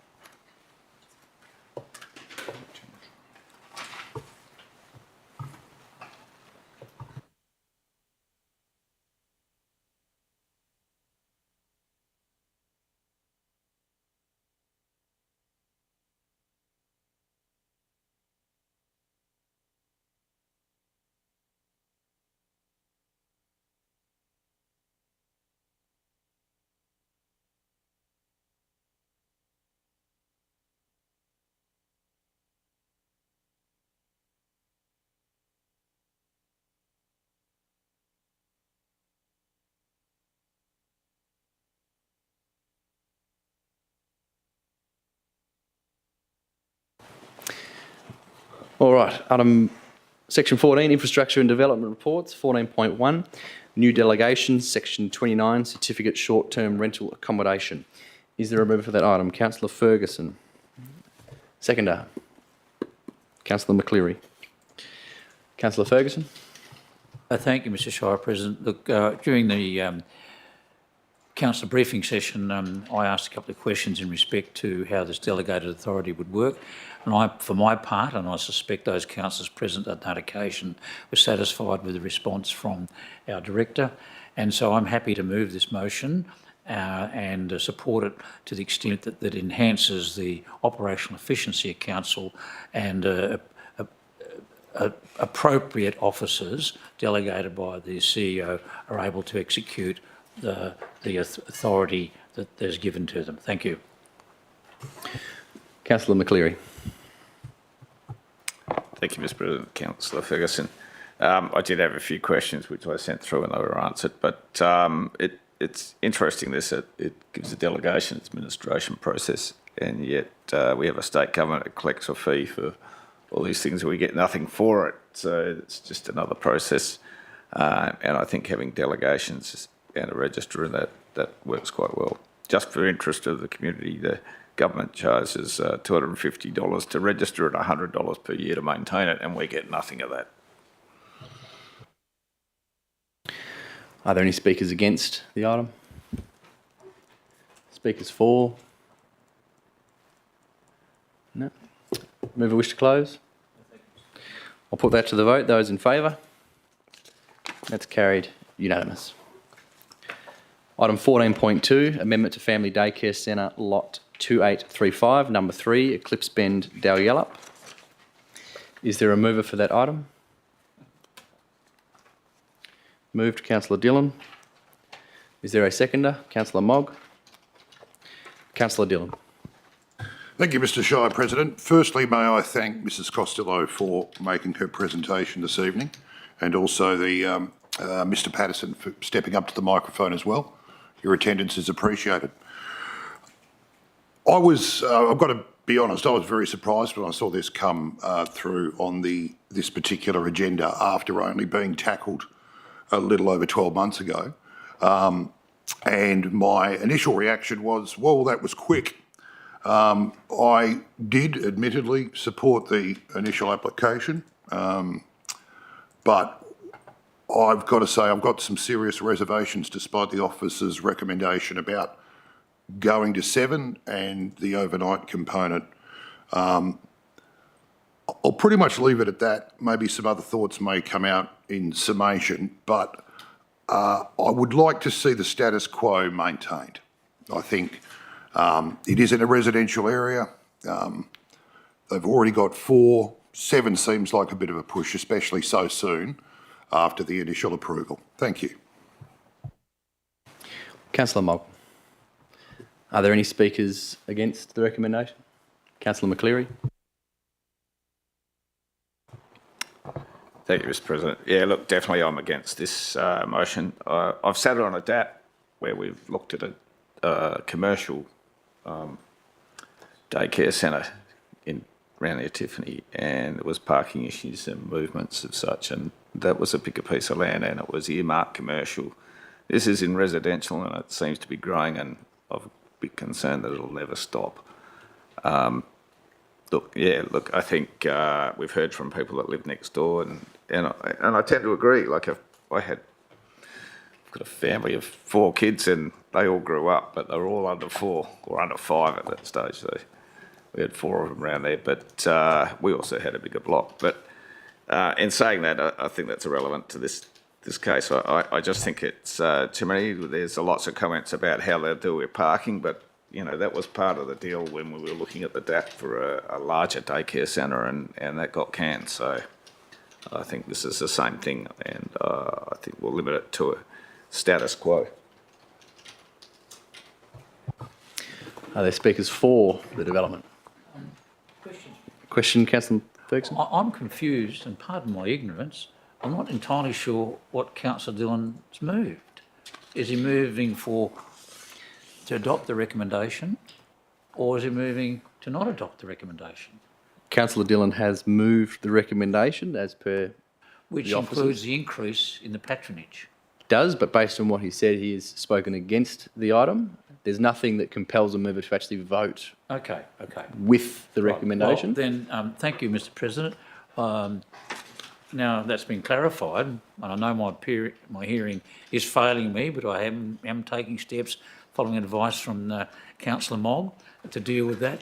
But I actually can't support the increase from 4 to 7 and the overnight accommodation. And so I've heard with great interest the concerns of the immediate neighbours, and I know it's an old English common law precinct or precedent, and that is you're supposed to have the opportunity as a resident to enjoy your quiet enjoyment, to have your quiet enjoyment. And these particular neighbours didn't, when they bought their properties, there probably wasn't this activity going on, I suspect. If, I know we're not supposed to take account of it when we actually determine these matters, but if they were to put their properties to market today, this would be a factor that wouldn't be helpful to its market outcome. And I actually don't agree that residential properties should be totally maxed out in their opportunity for commercial benefit. I can see a place and perfectly entitled to operate a modest facility. I think the approval given a year or so ago is entirely adequate for their needs and circumstances, and I can't support the increase in the patronage. Thank you. Are there any speakers? Councillor Terrantroy. Okay, I'm against this motion, but for reasons on regulation. So if we're looking at the Australian Children's Education and Care Quality Authority, which is a national body, it talks about the sleep and rest for children in care. And I'll just read directly from the regulations. It says, considerations for overnight or extended care. Services providing overnight or extended care may need to develop sleep and rest policies and procedures specific to this type of care, or incorporate an overnight care into overarching policies and procedures, as overnight practices will differ to those used during the day. Policies and procedures should consider the physical safety of the children's sleeping environment, plans for supervision of the child while they are sleeping, including how they will be monitored during the night, access of the children to other parts of the house during the night, access of other people to the child's sleeping environment, and nighttime emergency evacuation procedures, lockdown, or just emergency situations, example, in the case of fire or an intruder on the premises. Now, this consideration is specific for family daycare. A family daycare service should have an agreed and documented practice for the supervision of sleeping children, tailored to the unique layout of and safety considerations of each family daycare residence or venue, as well as the ages and developmental stages of the children in care. For example, the service should ensure that children are not placed in the educator's bedroom if they would have access to medication or other dangerous items. Now, I do note with the reports from the family daycare and from Nature Alliance, who is their regulatory state government area, that they do have they want to increase or add 3 areas of their house for access for overnight stays, and also during the day as well. The laundry, the 3rd bedroom for the overnight stays, and can't remember what the other one was off the top of my head. But my concern as an educator, duty of care belongs with the parents.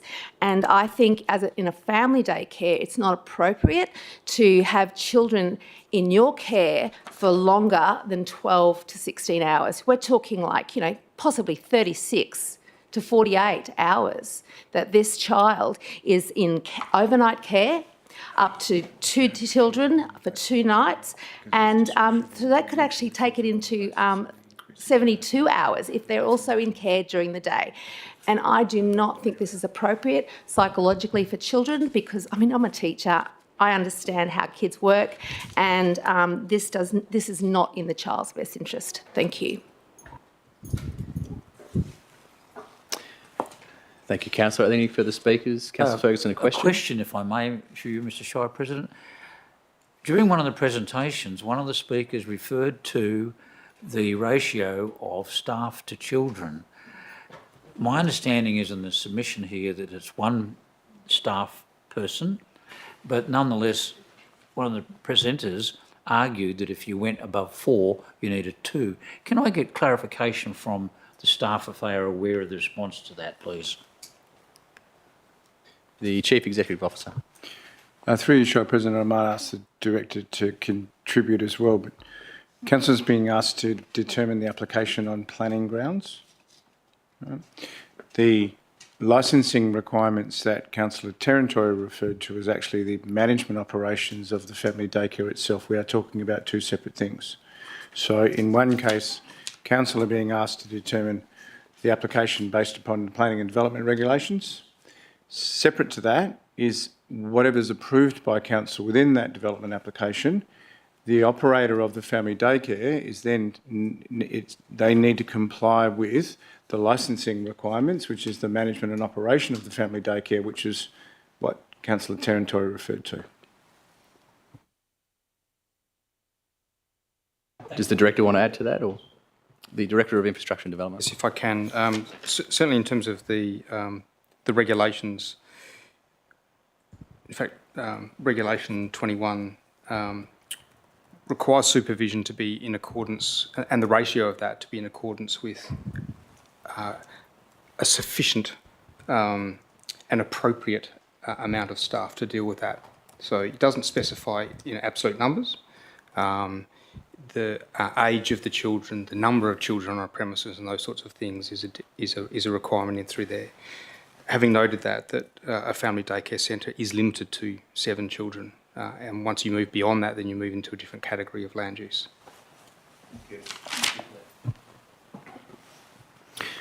Councillor Terrantori, a question? Yeah, a question, a couple actually. My understanding, correct me if I'm wrong, is that 1 to 7, you can only have 4 children. Like for 7 children, you can only have 4 children under 4 with 1 carer, and then 3 older than 4.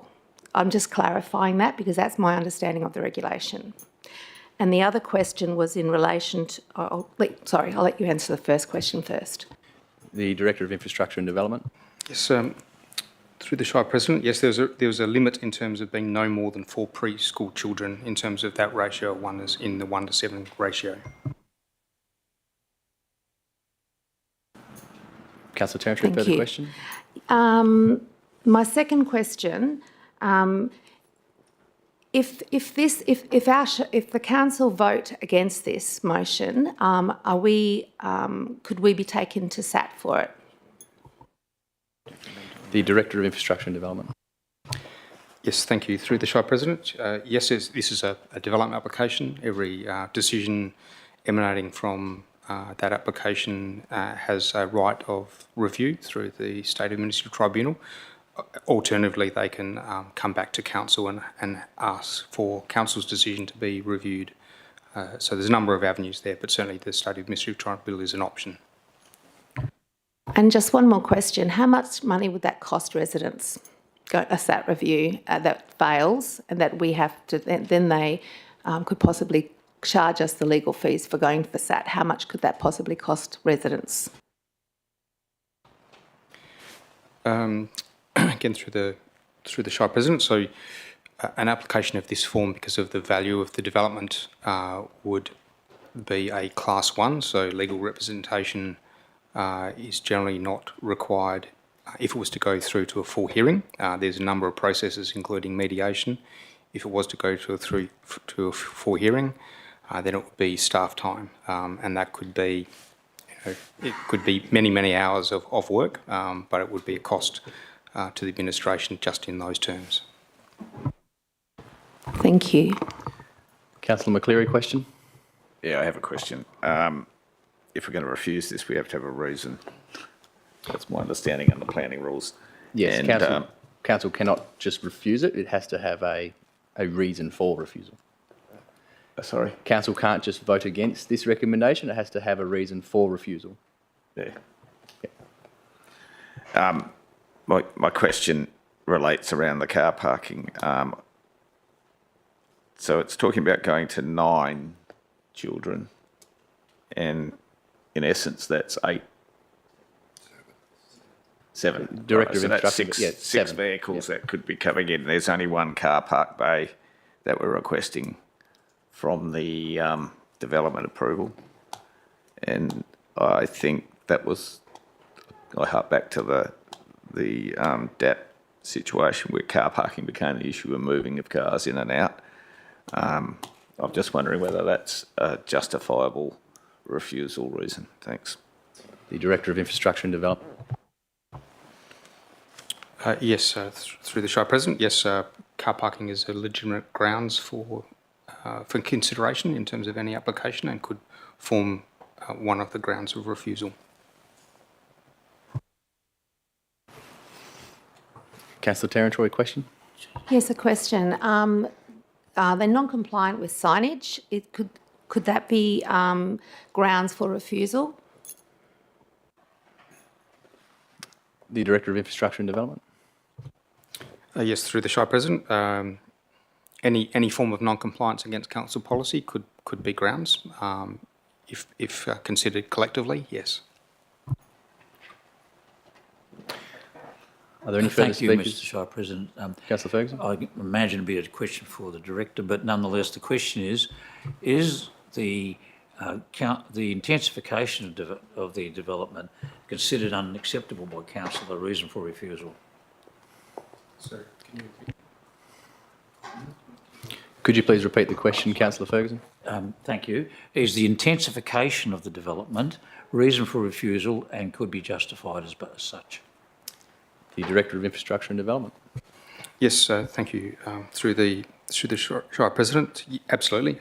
Intensification of land use, and probably in terms of what that would mean, if I could project the implications of that, the impact on amenity would be an appropriate ground relating from that increase of intensity.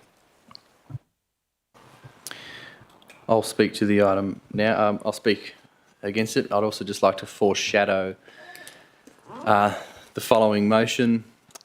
If this one is failed, is that the council refuse development approval for amendments to a family daycare centre at lot 2835, number 3, Eclipse Bend, Dalyellup, as the development would have a detrimental effect on the amenity of the area.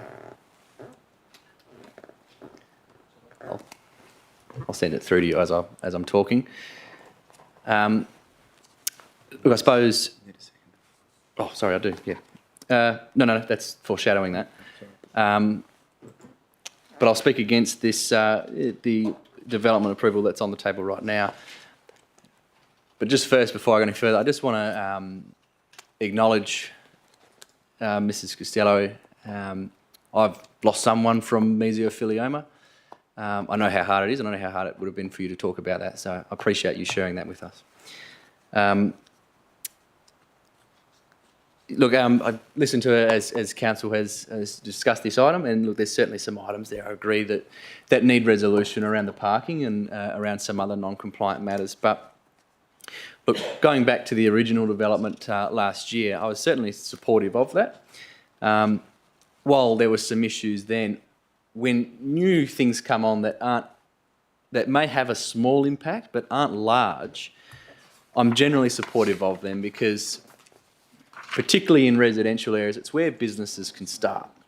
It's where people can make that start in what might become something bigger. And as clearly evidenced by the development application we have before us, this small daycare facility has grown and is requiring new conditions so it can operate in a way that's not against its current approval. While I support new small businesses being able to begin in a residential area when they meet a certain criteria or are requiring growth, that's the time when it started thinking, well, hang on, a residential area is probably no longer suitable for my small business. It's time to start looking at another area. And when the existing application is for children, I can accept that that's within the bounds of what you could reasonably expect as a residential address. More than that is starting to get into the confines of being beyond that and really starting to have that negative impact on the amenity in the area. There's other issues that then flow on that with the parking, and look, there's probably ways that could be managed. And look, there's obviously a desire for overnight stays, but there are some concerns that have been raised around the requirements of certain legislation around the caring of children. Without that addressed, without some of the issues around parking and with the general impact on the amenity of the area, I just can't support this development application at this time. I would like to see this business continue to flourish and hopefully get to the point where it can move into perhaps the Dalyellup District Centre and actually offer something above and beyond what could be allowable in this current residential address. That's what I'd really like to see. I think it would be a unique offering for a place to have that overnight stay ability, considering, you know, we do have a shortage of medical professionals, and a lot of them are on night shift, and certainly this would be something they would require. However, that's not necessarily a consideration for my position on this matter.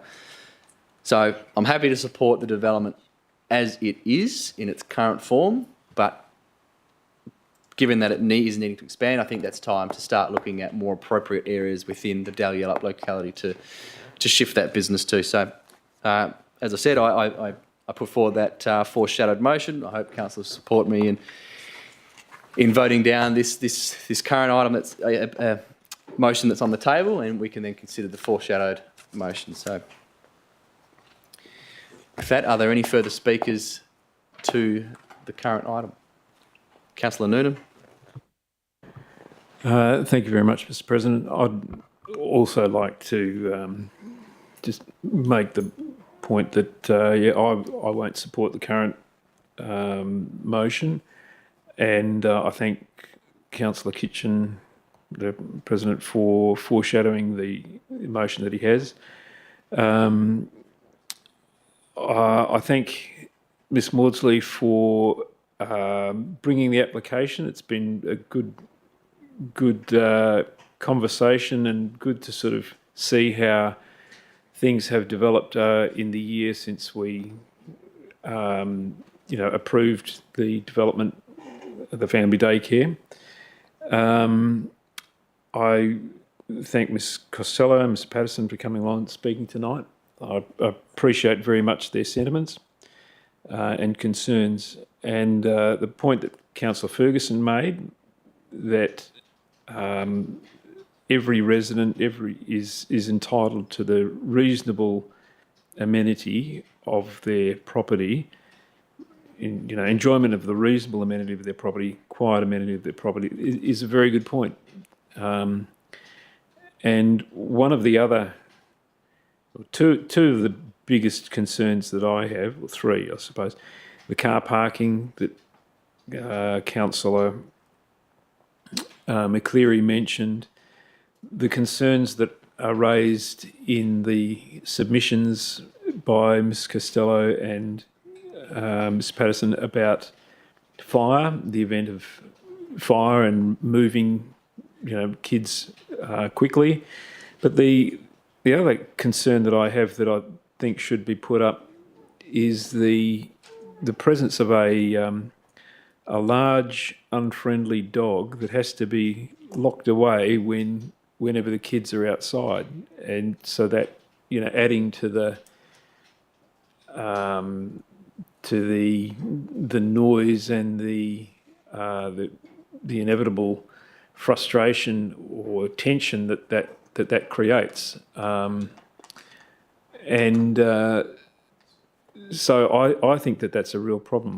My sister-in-law used to have a family daycare, and she had a small dog which was an inside dog, and she had it specifically a very, very gentle thing, and it was specifically its role was to interact with the kids and to familiarise them with dogs so that the kids weren't scared and all of that sort of stuff, and so that was an integral part of her business, and I'd maybe suggest to Ms Maudsley that she might want to consider that. And I concur entirely with Councillor Kitchen's comments that it's a good place. It's a good idea. It's a useful service to have that overnight or capacity to look after kids overnight, because situations do arise where people will need that sort of a service, and I think that not everybody's got family or friends who can step in at short notice and that sort of thing. So I think that's and people do work night shifts and so on. So I think it's a very useful, a very valid service. Good idea, but it's the wrong place. It's just simply the wrong place. So I think we should knock this down and support Councillor Kitchen's amendment, should that, not amendment, sorry, a foreshadowed item. Thank you. Are there any further speakers to this item? No? Anything further from the mover? Thank you, Mr. President. I won't reiterate everything that's been said, but I think, like as the CEO said, we need to approach this on planning grounds. I think we've got ample reason to vote the new proposal down. We'll tackle the foreshadowed motion, but I too just like to reiterate, it is great that this family daycare has been a success. It's not like, I think President was right when he said, we want to try new and innovative things. We want people having a go. I think 4's plenty. Let's get to the foreshadowed motion. With that, I'll put it to the vote. Those in favour? Those against? And that is lost unanimously. We now move to the foreshadowed motion, which is moved by myself. Is there a seconder? Councillor Dillon. Look, I think I said a lot of it all in the previous item. Look, but just certainly want to reiterate that we want new things to come in the district, new things to be tried. But when you're starting to encroach on the need for some big growth, it's time to start looking a little bit further out than the residential areas. So, would like to see this as certainly something in the Dallas District Centre or something in the future. And look, I think we're pretty happy to see if we can help accommodate that. So. Yeah, I think a lot's been said. I think it's pretty well all been covered. So, Councillor Dillon, are there any speakers for or against the motion? No. Councillor McCleary? Probably more a question. I think the comments were earlier that we should identify where it's non-compliant, a detrimental effect on the amenity area. I'm wondering whether that's sufficient. I believe it is, but I'll defer to the Director of Infrastructure and Development if it's not appropriate wording. Through the Shire President, look, it's certainly open for Council to add any grounds to the reasons for refusal. Impact on amenity, I think, would be one of the primary ones. In terms of the planning and development regulations, the considerations, which are numerous, that Council can consider, and it moves beyond 28 odd grounds. So the matters that have been raised by Council could be included to provide additional areas that could be argued in the event of an appeal. And so deficiencies in car parking, non-compliance in terms of signage being provided as per Council's local planning policy, and even consideration of public submissions are sufficient grounds for refusal if Council was minded to include those as additional grounds. Having said that, the reason in terms of impact of amenity could encapsulate all of those grounds in any event and would be sufficient in its own right. Councillor McCleary, one. Thank you, Mr. President. Look, with those words, I think I can accept the motion as it stands at the moment rather than adding more documentation to it. So an all-encompassing detrimental effect, and we all know that there's a whole lot of other issues that we've raised in this meeting today which are on record. Are there any further speakers to that item? No. As mover, I've got nothing further to add, so I'll put that to the vote. Those in favour? That's carried unanimously. Being a little bit after 8 o'clock and we've been going for 2 hours, I'll adjourn the meeting for 10 minutes to allow for a light refreshment.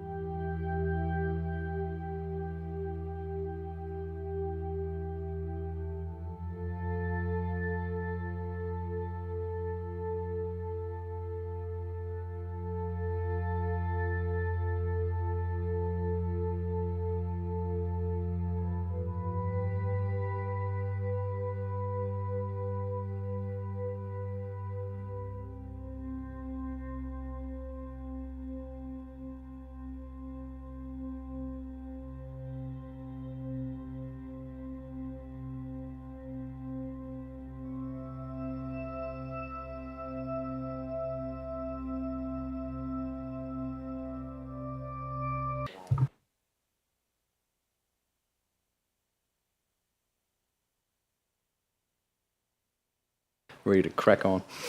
It being 8:21, I will reconvene the meeting and we'll move to item 14.3, Local Planning Policy 6.23, Amendment and Extension of Term of Development Approval, Final Adoption. Is there a mover for that item?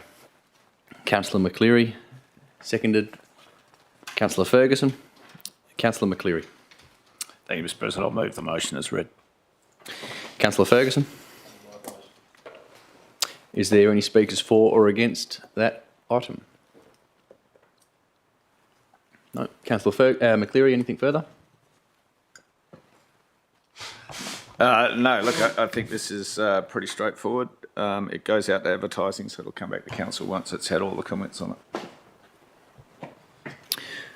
All right, with that, I'll put it to the vote. Those in favour? And that's carried unanimously. Item 14.4, Local Planning Policy 6.9, Rural Pursuits, Consideration and Final Adoption. The following item was deferred at the ordered meeting of Council held on the 29th of January 2025 to allow for further information and consideration. Councillors who have spoken for or against the motion at the adjournment are Councillor McCleary, Councillor Mogg, Councillor Sciano and Councillor Tarantroy. I'll now open it up to the floor for those who haven't spoken, if there's any speakers for or against. There none. I'll just move an amendment to the motion. The amendment being to include points A and B under point 1 of the officer's recommendation to read as follows. A, with an amendment to policy table 1, requirements for rural pursuits / hobby farmers category environment, include a 5th point to read light seasonal grazing is permitted for the purpose of bushfire mitigation in excluded areas.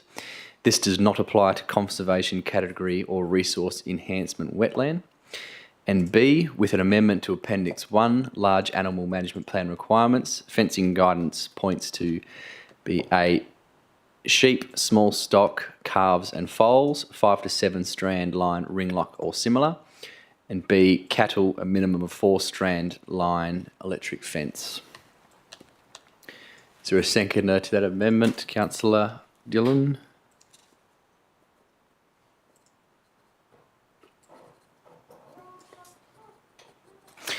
Thank you, Councillor Dillon, for seconding that amendment. I suppose, look, just looking at it, the amendment there, the policy in general, very happy.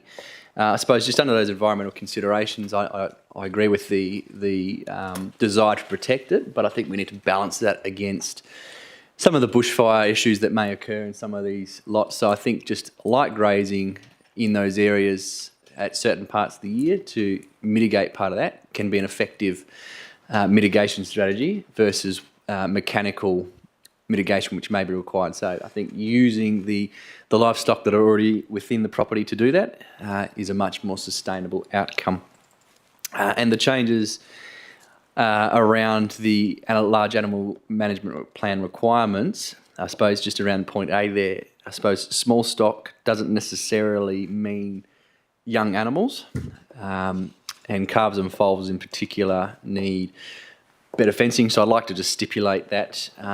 But then that also changed to the cattle one is just to separate that out, because if they are just a small land holding, purely getting large cattle just to either grow them out or just have them there as big lawnmowers, the fencing requirement certainly isn't, 7 strands certainly isn't needed, 4 strand minimum. Electric can maintain that, but I think generally these people are somewhat switched on, and if they keep getting out, I'm sure they'll improve the fence. But with my experience with cattle, 4 is certainly enough, especially if it's electrified. So with those amendments, I think it makes the policy a bit more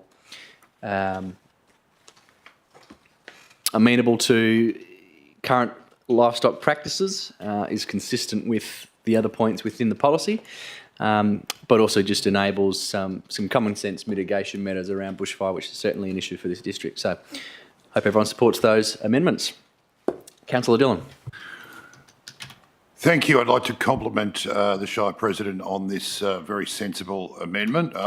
As he said, I think the policy is a good policy, or good item as it is, but no, this is a smart way to go. In particular, some of these smaller land holdings / hobby farms can be problematic in terms of fire mitigation, and they're some of our more dangerous areas that you wouldn't want to be caught in if it was a catastrophic day and a fire took hold. So this is just common sense.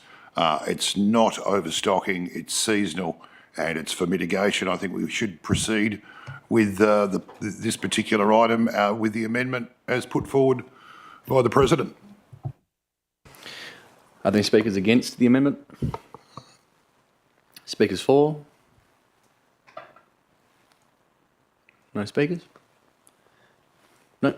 Just in closing, I'll say one thing I just wanted to point out though was while it is allowing that light grazing in some of those sensitive areas, it certainly does not allow it in the conservation category or the resource enhancement wetlands. So those real sensitive receptors, we want those protected.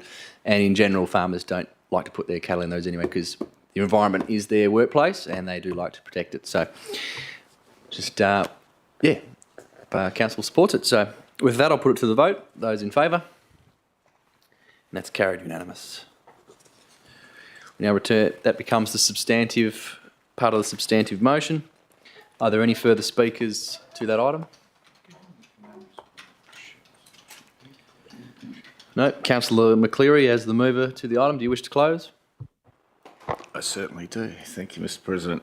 Look, that's a good amendment to add to it. It ties up. It's amazing what another month of working on this item has brought to the meeting, and it's improved the outcome.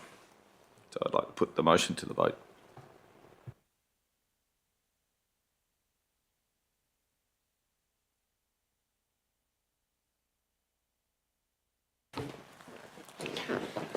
With that, I'll put it to the vote. Those in favour?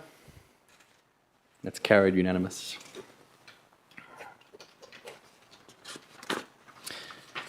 We now move to 15.1, the accounts paid during the month of January 2025. Is there a mover for those accounts? Councillor Ferguson.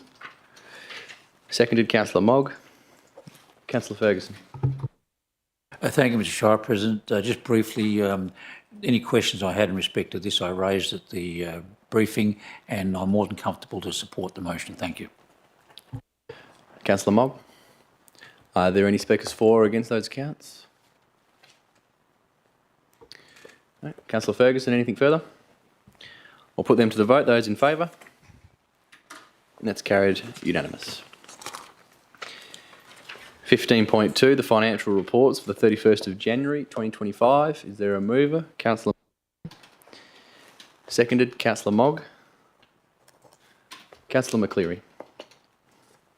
Thank you, Mr. President.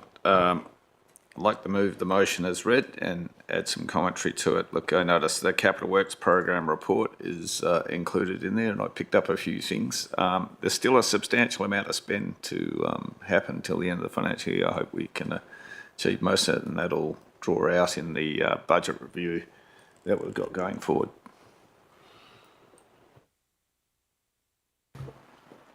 Is that a question, Councillor? No, that's it. Oh, yeah, sorry, you're looking at me with a question look. All right, Councillor Mogg. Are there any speakers for or against those financial statements? No. Councillor McCleary, anything further? I'll put that to the vote. Those in favour? That's carried unanimous. 15.3, 2024-25 mid-year budget review. Is there a mover for that item? Councillor Noonan. A seconder. Councillor McCleary. Councillor... Sorry, Mr. President, I'd like to move it with an amendment. Yes, please. Councillor. So the amendment that I'd like to suggest is to remove item F, which is number 2F, which is Skipping Road Culvert Extension Drainage Capital Program for 37,500. Sure, moved with amendment. Does the seconder still concur?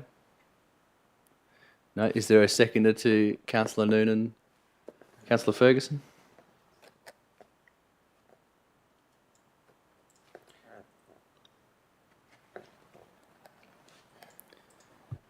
Councillor Ferguson, the seconder. Councillor Noonan. Thank you, Mr. President, and thank you, Councillor Ferguson, for seconding that. Yes, the Capital Works program is, it's a very important part of our Shire's work and our role as stewards of the Shire. I appreciate very much the good work that's done by all of the officers in delivering the expectations that the community has. And this mid-year budget review is a very important part of that. I'm very happy with all of the other items on the Capital Works program. In particular, I'd like to highlight 2A and B, the Peppermint Grove Terrace speed warning signs and the centre line markings. I think that they're very good additions to the Capital Works program. They meet a community need, a community expectation that has been raised with us. There are a number of other very good projects in there, which those who've got the opportunity to look at the 20 or so points that have been raised will be pleased to see. So I'd like to commend all of them. However, the one that has been that I would like to, or that I've moved it without, I think that there's still too much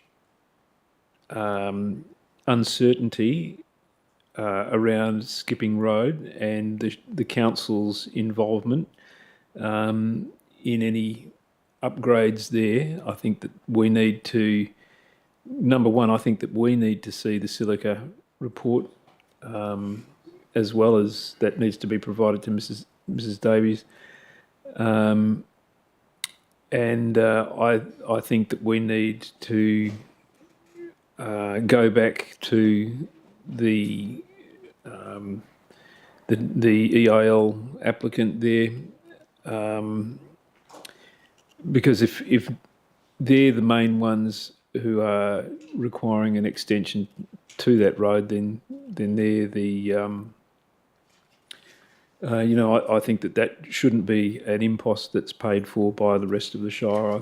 I think that there's better ways that we can spend that money. So it may well be that next month we get something else, another project, the next project on the list for to the value of 37,500, and I'd look forward to seeing something along those lines. So, thank you very much. Councillor Ferguson. Thank you, Mr. Shire President, and thank you, Councillor Noonan, for moving this motion. If you hadn't done so, I would have, and I actually support the intent. And I do note that in the questions from the public arena, and one of the responses given, as I understand it, from the CEO, I don't want to verbal him, but nonetheless, correct me if I'm wrong, is that negotiations with the proponent for the EIL are still ongoing, and it may well be that coming out of that is an agreement, notwithstanding the argument there is a legal obligation on council's part, and it was in the works program for a long term, there may well be an outcome that is more favourable to council. So I can't support the capitalisation of the program in this budget review, whilst that particular matter is still subject to negotiation and the outcomes to be determined. And indeed, we'll see how the EIL process goes. And I do note there's a number of other issues that are still distressing the residents in that immediate area, and I do think that we'd be very wise to just leave this one in abeyance until we fully resolve those issues. Thank you. Are there any speakers against the motion? Councillor McCleary. I've only got a question. I missed what we've added to the item. If you could give me a bit clear understanding what the amendment was. Nothing was added, only item 2F was removed, which is the Skippings Road Culvert Extension Drainage Capital Program. I will talk against it. Look, some of the things you've got to look at in this roads and assets is the asset value, and I recall a conversation at Main Roads and giving money to the local government to do up roads. There's a value in what already exists in that road, and that's what was sort of discussed with the question time. We have a plan to do something with that road. It's included in that road. You think you're going to save money, it's just we have an obligation to do things with the existing road. And that's where the plan was sitting. If they, going forward, I think we'll find that we'll get challenged on that and we'll still be spending that money.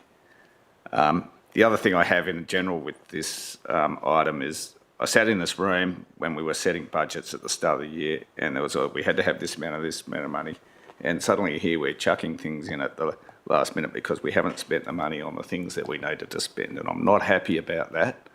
I'll go with these decisions, but we need to be more tighter controlled on cash flows and get these things right when we're setting budgets, not sitting halfway through the year and adding things into what we need to spend now to make up a difference. We're still going to be $500,000 under at the end of the year. That's a big chunk of ratepayers' monies. And I'm just not very happy at the moment, but yeah, look, I'll go with the decisions. Are there any other speakers to the item? Councillor Dillon.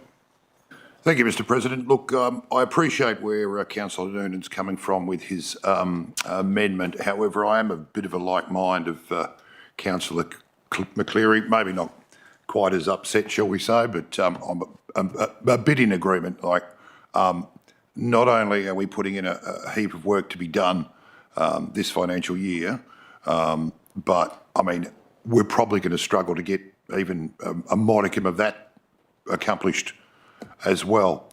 I'm also a bit of I'll probably begrudgingly support the amended motion.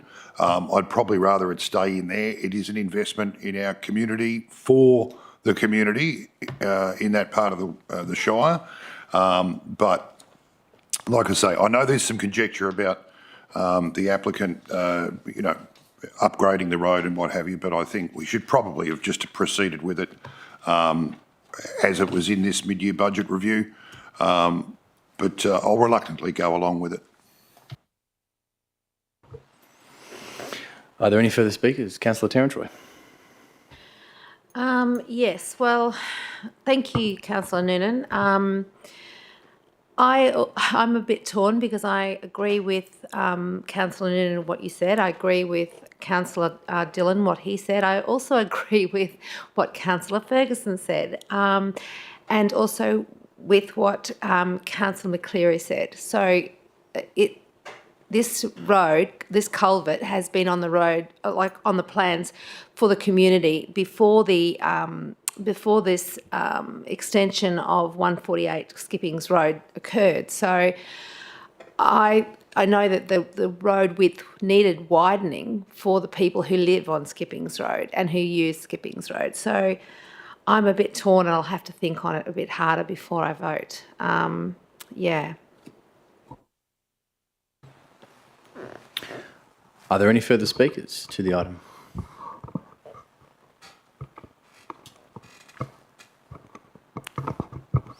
No.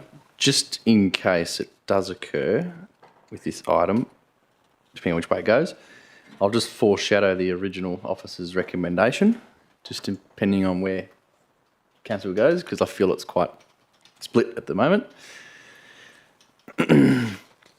In talking to the item,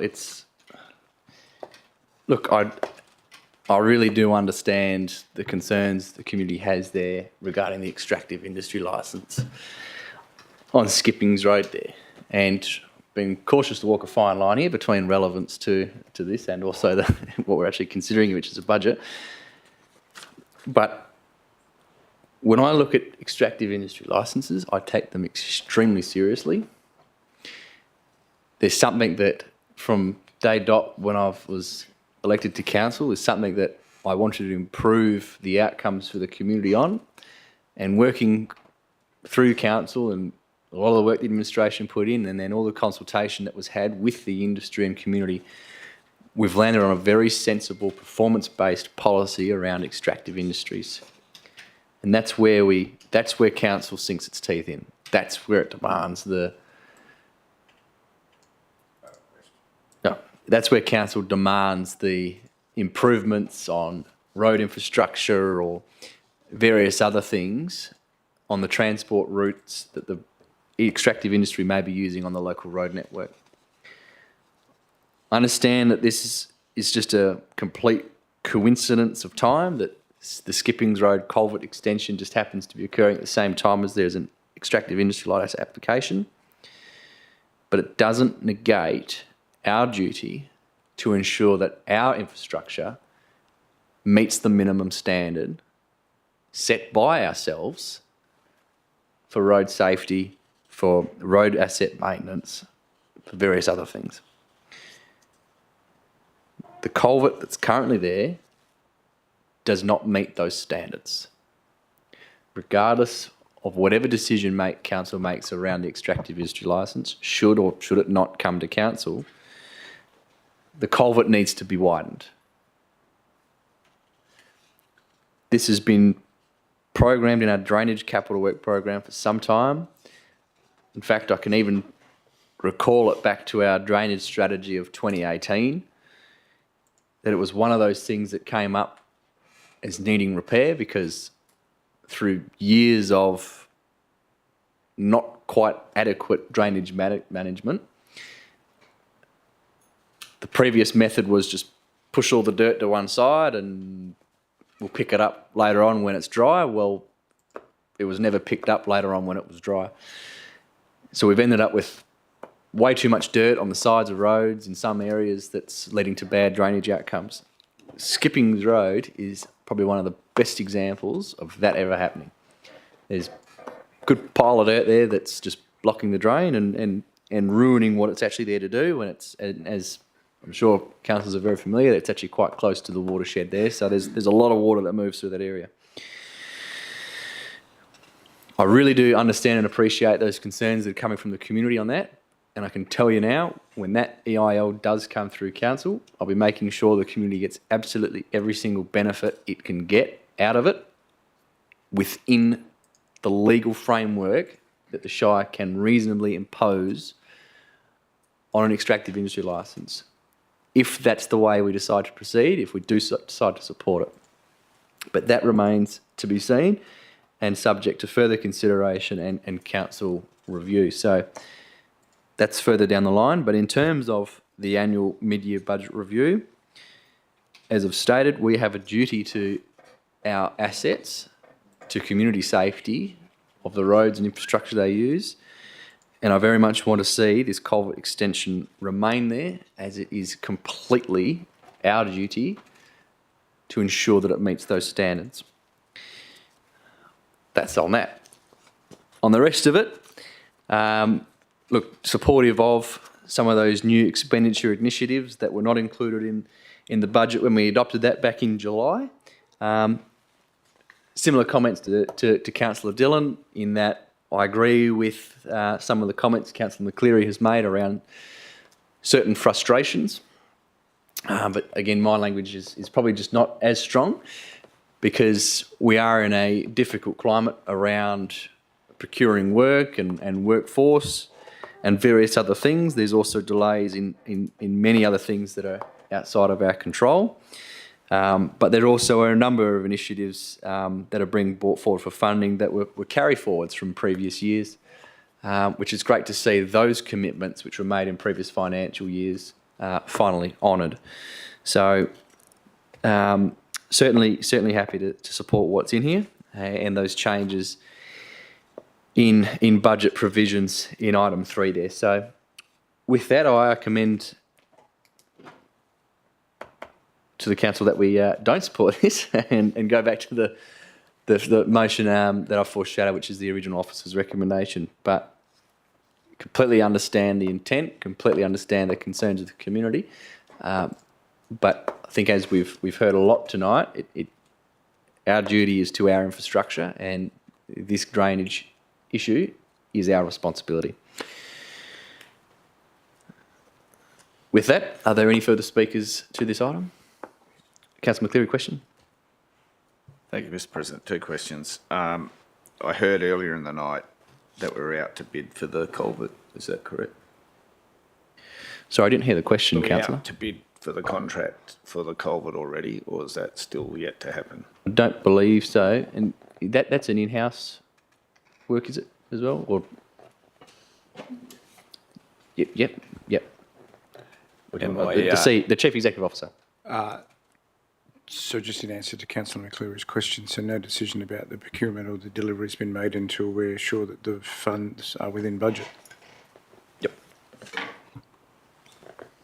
My second question relates to the new water truck as uneconomical to hire the unit. What was the hire cost that we had for the year to date on the water truck?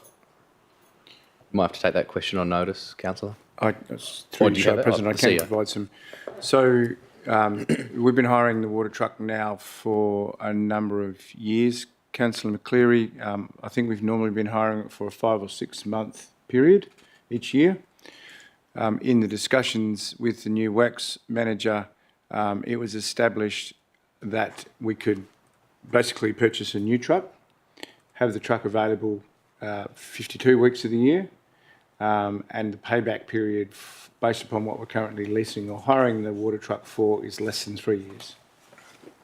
So whilst I can't give you an accurate figure, I can absolutely recall that conversation. So it does give you an idea of what the annual lease fee was like. So it's got a long-term return. Yeah, well, I mean, through your show, President, we obviously would expect this piece of plant to last 10 years plus, properly maintained, but the payback period for what we're currently leasing it for is less than 3. All right. Are there any further speakers to that item? No? Does the mover wish to close? Thank you, Mr. President, and thank you to all the speakers. I'd like to thank you, Councillor McCleary, for bringing up the water truck. I was going to mention that because that was raised at the 5 Mile Revive meeting by our Shire officers as a great new initiative that we could that they were hoping to see occur.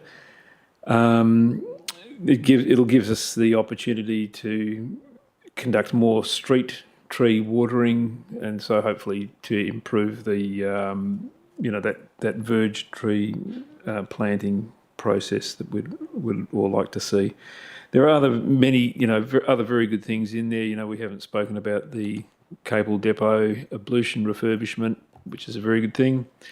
The depot panel fencing for dust mitigation. So there's a lot of good projects in there, but I think we do need to return, obviously, to the item that's not there, as this motion is in front of us, and it's Skippings Road. Now,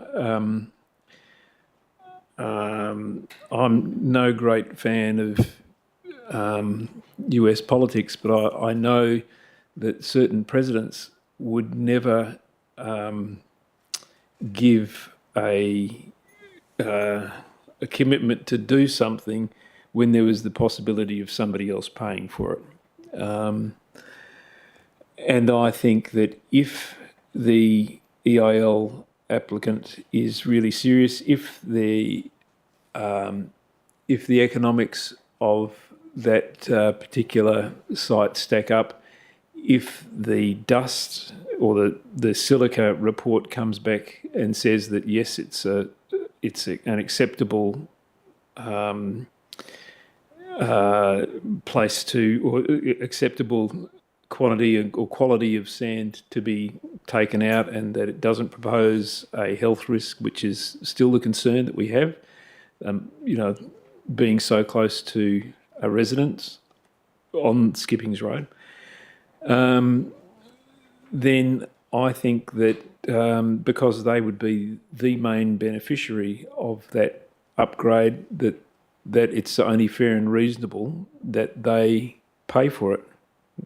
And the point is, and correct me if I'm wrong, but I believe that there is only one resident on Skippings Road, and they are opposed. They are opposed to this application and to this upgrade. They don't want to see it upgraded because they don't need it upgraded. They're happy with the way things are. They've lived with that for many years, and they haven't raised a complaint or asked for the work to be done, and they definitely don't want to see it done as a prelude to this EIL becoming a reality. So I think the motion is fair and reasonable at this point. If the EIL does come about in the future, then I think that it's only fair and reasonable for the proponent to make that contribution. I don't think the rest of the Shire should be giving them a $37,500 bonus. Okay, so I commend the motion. Thank you.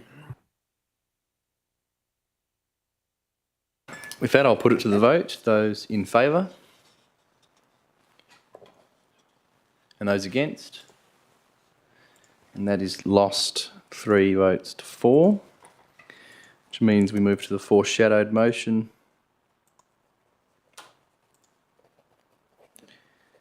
Which was moved by myself.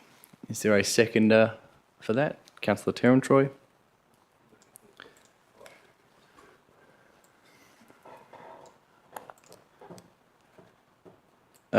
Look, I think it's all been said what I said about in the last item around the budget, and around that point 2F as well. So I think we just proceed with this item. Councillor Terran-Troy. Reserve my right. Are there any further speakers for or against? Councillor McCleary.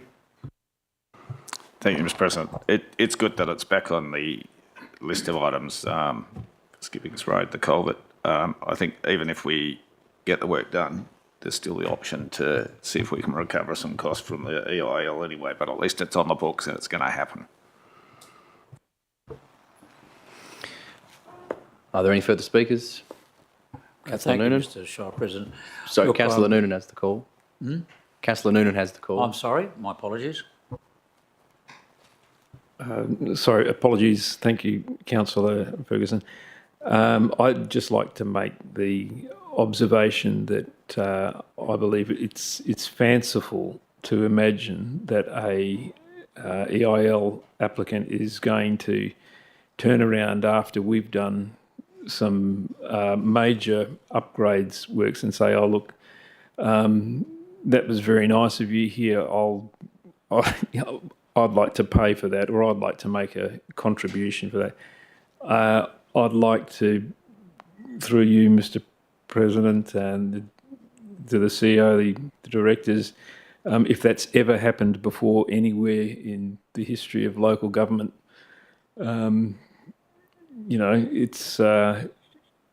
it's fanciful to imagine that they're going to turn around and say, "Oh, yeah, thanks very much, we'd love to pay for something that you've done for us." That's just not the way businesses work, particularly in this particular industry.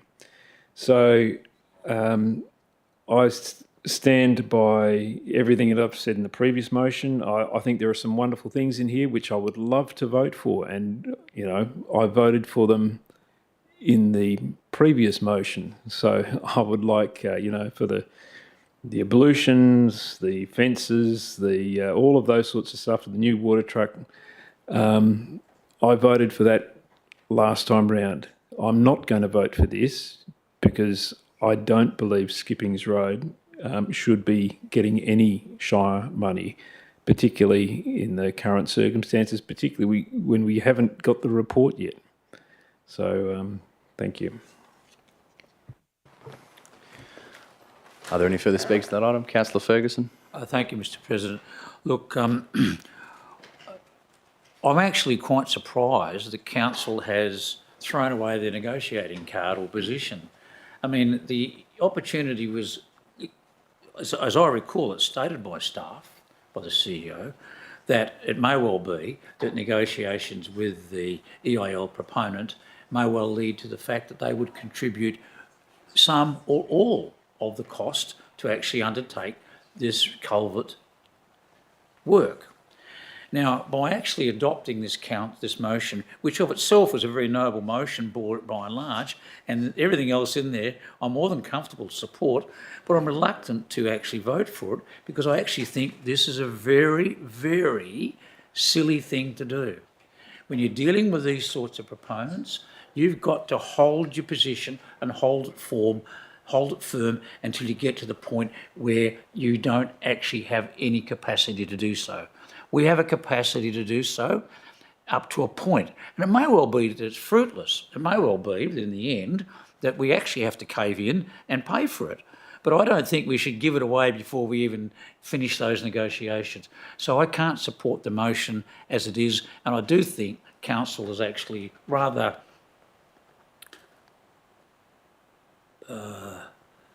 needlessly, would be the word I would choose, thrown away the possibility of having a card in their own hand to negotiate with. Thank you. Are there any further speakers? Councillor Terrantroy, a question? You seconded the motion, Councillor? I reserve my right to speak. You did? Okay. Mr. President, I didn't hear Councillor Terrantroy state that she reserved a right to speak. I can't recall that being said. I usually write it down. But she didn't? Okay, all right. Okay, so this Skippings Road thing, yes, I agree the Shire should be doing a silica test on the EIL that will be benefiting from the culvert, but the culvert's been in... If we take it out now and then the EIL doesn't go ahead, then the flooding issue will continue. That means we have to then go back again and put it in the financial plan for next year. And this is why I'm hesitating to take it out. We still have, the EIL isn't decided yet. So I think that we should be doing the drainage problem and dealing with it. I mean, it's $37,500. It's not like, $3 million. And I think that drainage is a huge issue on Skippings Road, and I think we should be dealing with it. Yes, I agree that we should do silica sand testing to ease the concerns of the residents, and I agree because I take EILs seriously. And I take public health seriously. So, yeah, I'm going to vote that we keep skipping for this motion. Thank you. This foreshadowed motion. Councillor Noonan, question. Question, if I may, Mr. President. Is it possible if this motion were to be, or is it possible for a councillor to foreshadow a return to the original motion as amended that has been voted down if this motion were also to be voted down? Because the concern would be that everything else doesn't get up. So that is a possibility? It is possible, councillor. I'm just double checking who can actually foreshadow motions now that we've had some speaking, but I suppose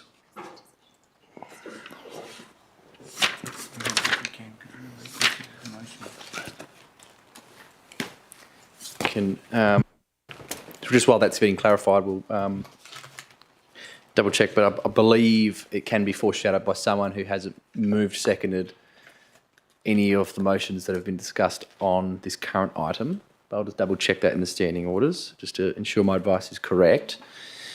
What's important to note, though, as well, as this is an absolute majority decision that is required, which means it needs 5 votes in favour, whereas based on the previous item it was 4-3.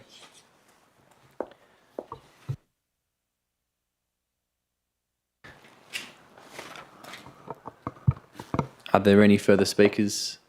Sorry, another question? Second question, if I could. Why does it change to become an absolute? Just out of curiosity, Because council is making commitments to finance items that weren't previously in the budget, so it's new expenditure essentially, which requires an absolute decision of council. What was voted down, which doesn't require it, but to approve this, it needs an absolute. If the previous motion, which you moved with amendment, was to come back on the table, it would require an absolute majority as well, yes. Any vote in the affirmative requires an absolute majority. So would that first motion, would that have required a 5-2, and it would have required an absolute as well? Yes. Okay, so how... Any vote for the affirmative of supporting new money being spent that's not budgeted requires the absolute. To reject it doesn't, because it doesn't change the direction the council's already heading in, essentially. Because this is committing new funds, it requires the absolute, regardless of this one we're currently dealing with or your former motion with the amendment. Councillor Mogg, did you have your hand up? I thought I saw.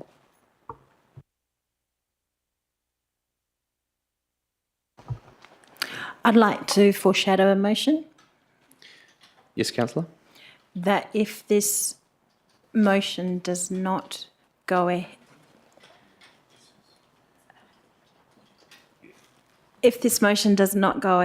that the remaining items listed still goes ahead.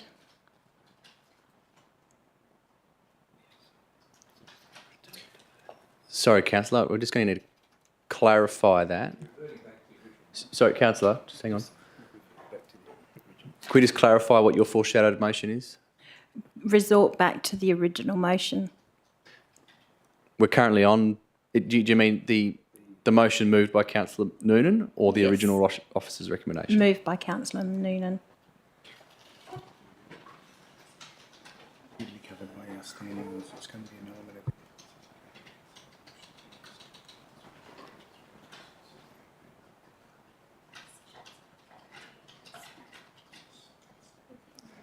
Sorry, just give us 1 second to check advice.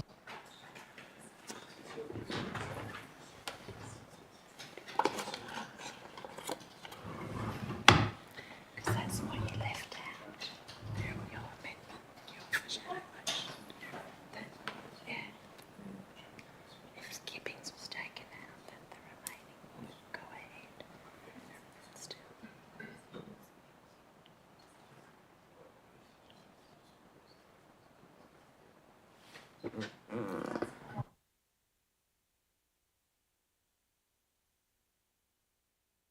I think, yeah. Can do it, but it has to be an absolute. Yeah. Yeah, okay, that's, yeah. Yep, that's fine, yep. We can accept that foreshadowed motion.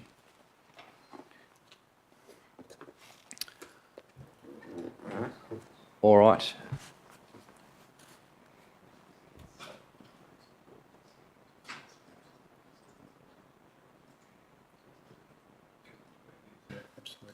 Okay. All right. Are there any further speakers to the motion? Question through you, Mr. Shire President. Ferguson, question? In the event that the motion does not receive an absolute majority, that is 5 votes, then the motion lapses? Yes. And we will move to the foreshadowed And we motion move from to the councillor foreshadowed Mogg. motion. Thank you. Yes. Are there any further speakers? No. In closing, as the mover, I suppose understand all the comments and the feelings of councillors around this item, most notably, of course, item 2F.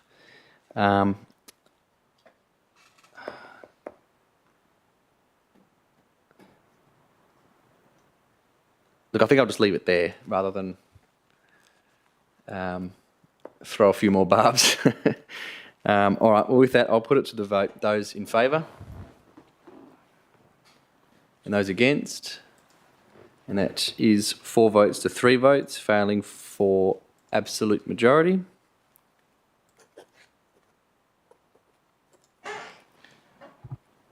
Which means we move to the foreshadowed motion from Councillor Mogg. So it's moved by Councillor Mogg, seconded by Councillor Ferguson. Councillor Mogg. Reserve, thank you. Councillor Ferguson. Look, thank you, Mr. Shire President. Look, I was on the horns of the dilemma with the previous motion because obviously all the other items I was happy to support, in particular taking account of the community in which I reside in, those particular funding items for the road measures in Peppermint Grove Beach. But I can't support us throwing away our dealing card. And whatever the outcome is in the event, in the end, with the proponent or the EIL proponent, then it would be, in my view, foolish to discard that at this point. So I'll leave it at that, and no doubt we'll have a vote one way or the other. Thank you. Right, I'll just say a few things on this item. I suppose I was thinking about saying it last time, but I'll say it now because it's been brought up again. Whether or not council includes item 2.2F regarding Skipping's culvert, whether it keeps it or not, I do think it's very much incorrect to say that that would remove council's bargaining power. It doesn't take a genius to search back through council business papers and see that we've had funds committed to Skipping's Road. If I was the industry operator in the area, I'd go, well, you were going to do it. Why are you trying to throw the buck to me? I think that is just, I'm so disappointed to hear those words, because I know Shire officers will go and try and get the best outcome for our community. And I know when that item comes to this table, I will try to get the best outcome for my community as well. I think that is just complete nonsense.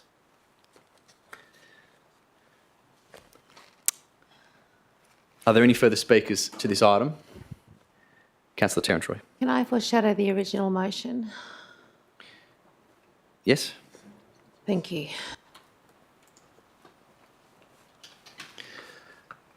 Are there any further speakers to the item? No? Councillor Mogg is the mover. Do you wish to close? I'll put that to the vote. Those in favour?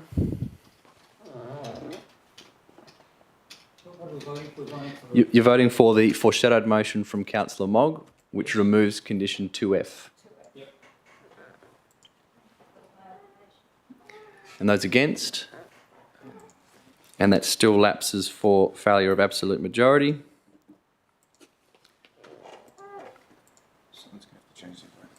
Well, I'll just try it.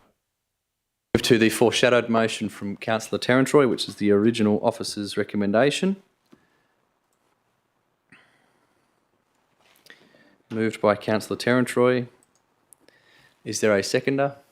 Councillor McCleary. Councillor Terence-Roy.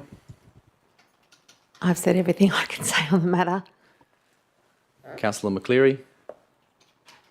Thank you, Mr. President. I concur with your earlier comments that we need to, we've already allocated in the budget or identified that we were going to do some work on Skipping's Road. And I think any negotiation point from there would not work in our favour, and we'd be stuck with a road that's not fixed up. So, look, I commend this motion. Are there any further speakers to that item?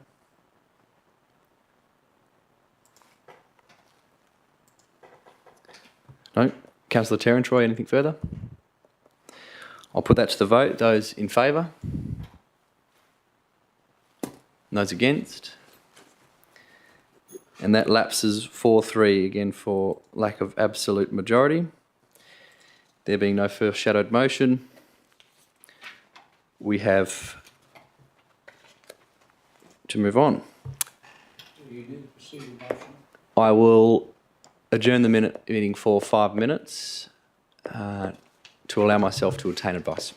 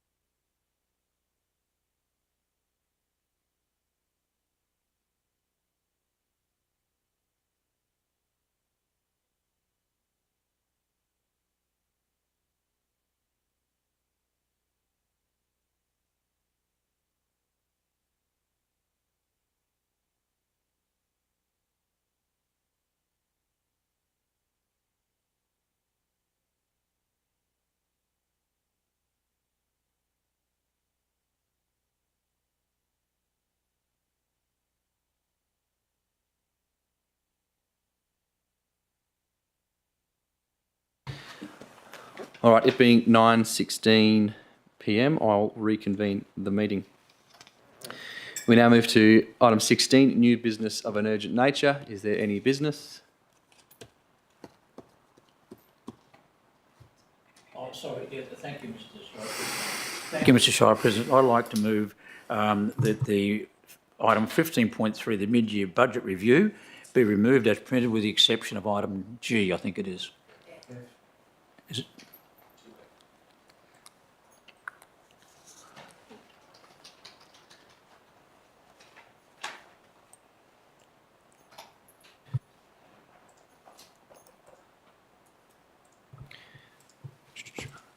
Okay. Is that your Sorry, motion my on the mistake, board it's there, item Councillor? F. Item F. Yes, we've got that. Thank you, Mr. Shire President. Is that your motion on the board there? The removal of...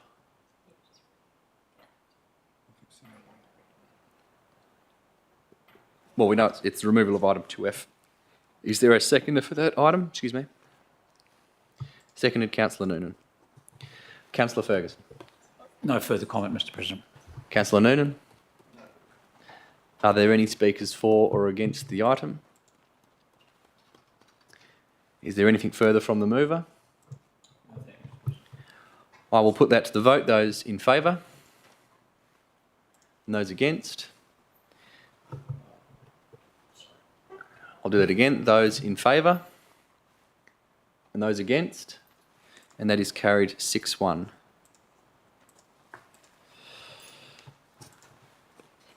Public question time. There being no members of the public in the chamber, we'll move on to item 18, motions without notice. Are there any motions? Yes, thank you, Councillor President. Mogg.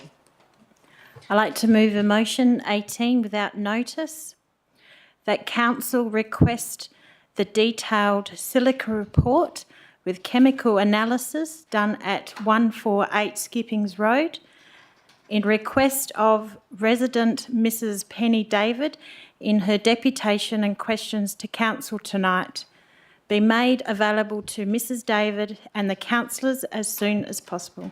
Thank you. Is there a seconder for that motion? Councillor Tarantroy. Councillor Mogg. I reserve. Councillor Tarantroy.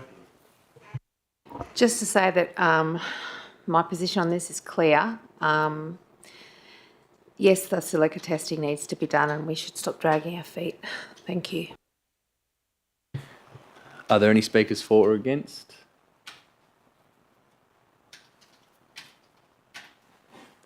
Councillor McCleary.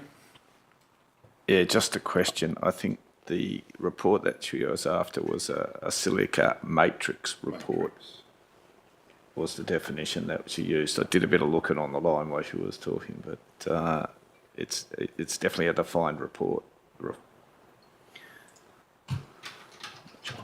Suppose we could take that as advice. If anyone wishes to amend the motion to reflect that, that's up to them.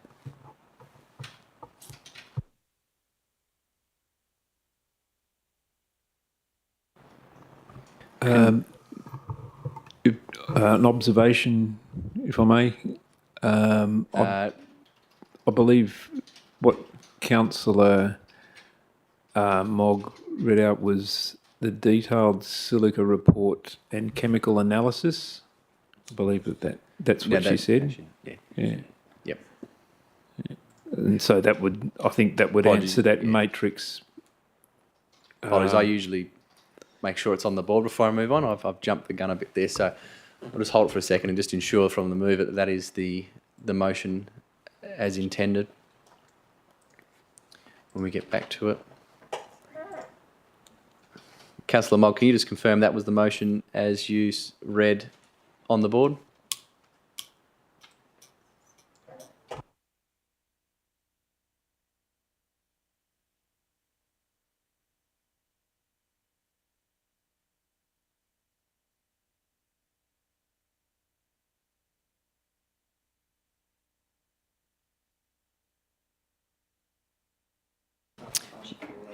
Sure. Yep. All right. We'll just. I support Councillor Noonan's suggestion in We're adding. just making sure it's as you read. Yep. So that's as you read on the board there, councillor? By or has by? Yeah. Yep. Satisfied, thank you. Councillor Tarrant-Troy, you still wish to second? All right. Are there any speakers for or against that motion? Thank you, Councillor Mr. Ferguson. Shire President. I'd like to speak for it, but I want to clarify that the report that's done to hand actually does entail a silica analysis, because the comprehensive report you read out regarding the stratification of the site, it didn't mention silica, or I might have mentioned it once in passing, but is there actually that report contain an analysis of the silica content in any detail? The Director of Infrastructure and Development. Thank you, through the Shire President. At this point in time, given that we are still dealing with a proponent working through conditions of a development application with a view of securing an EIL, the current report really looks at the particle size and not in terms of the analysis of those materials. So is that a yes? So it doesn't contain a chemical analysis. Doesn't. It does? No. So, sorry, Mr. Shire President, so does that mean, in effect, through you and whoever needs to answer it, does that in fact then require that we would then require, subject to this motion, that the proponent do another analysis? Through the Shire President, look, this is a process that requires the input from a technical input. I'm certainly not in a position to be able to advise on that tonight. The requirements in terms of that, of the reporting to be sufficient for an AIL is something that our staff and other environmental agencies would provide advice on. It's not up for landowners to dictate what those requirements are. It's, so if there's a likelihood of impact that needed to be further analysed, then there may be a request for further information as part of that submission process. Thank you. Yep. The Chief Executive Officer. Through Shire President, so I can just be clear with what the Director said. What's required, I guess, by the agencies, and in this case the Department of Water and Environmental Regulation, to provide their expert advice on an EIL application is based upon what they deem necessary to be able to make that assessment, not what might be required or requested from a community member. So ultimately, if this motion is approved by Council and the existing report doesn't contain that information, we'll have to report back on that fact to Council. And then if it isn't something that's requested by the regulatory agent in assessing and determining their position on the application, then quite possibly the report might not be called for. But we'd have to report back to Council on just simply that matter.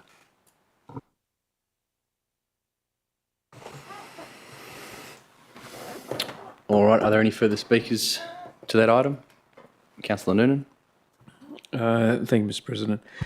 I think, given our understanding of the proximity of this EIL, the extraction area, to Mr. Horsfield's residence and his family's residence, that it's well within or smaller than the accepted buffer zones in similar sorts of extraction industries. It's, 20 metres or something from their back door.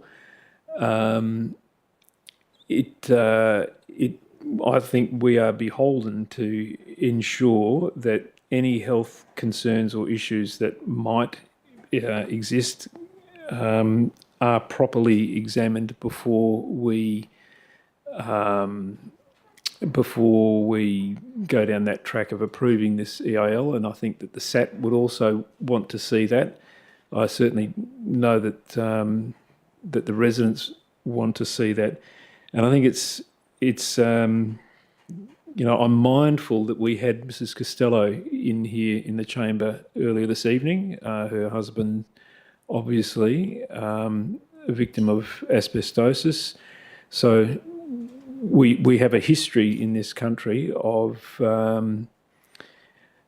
poor decisions being made in relation to some of the things that we have mined, the natural resources that we've mined, be it through fibres or through radiation, and so where we have an opportunity to investigate these things, I think that we are beholden to do that.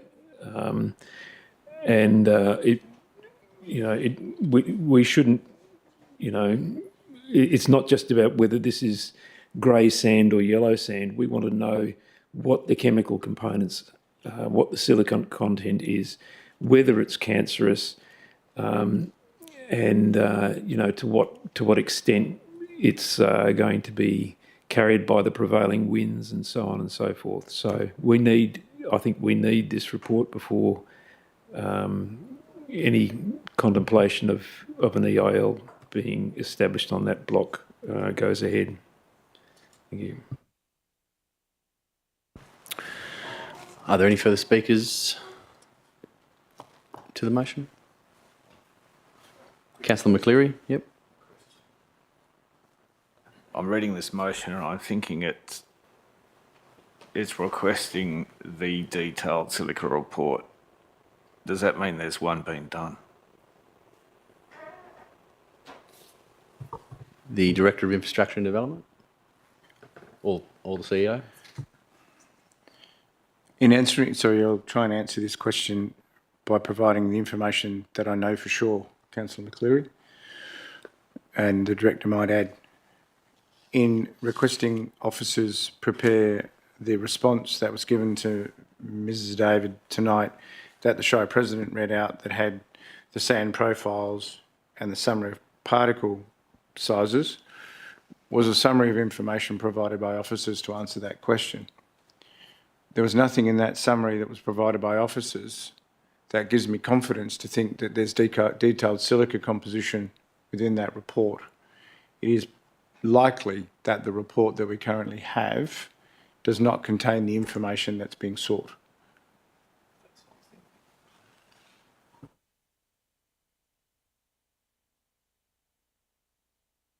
Yeah, my concern with this motion is requesting a report that possibly doesn't exist.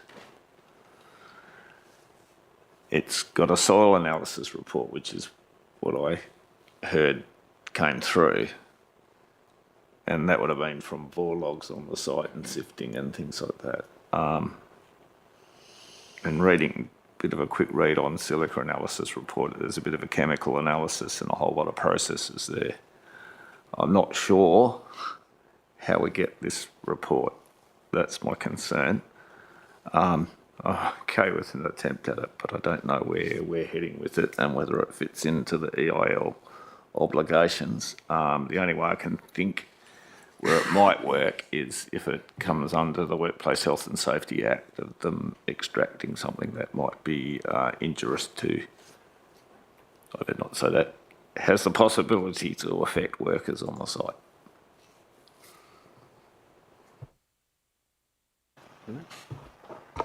The Director of Infrastructure and Development? Yes, thank you. Through the Shire President, the Joint Development Assessment Panel have approved a development application over that site. The EIL will need to focus itself in terms of the way the requirements of that development approval and the conditions relating to those, particularly in terms of the management of that site, is undertaken. So if there is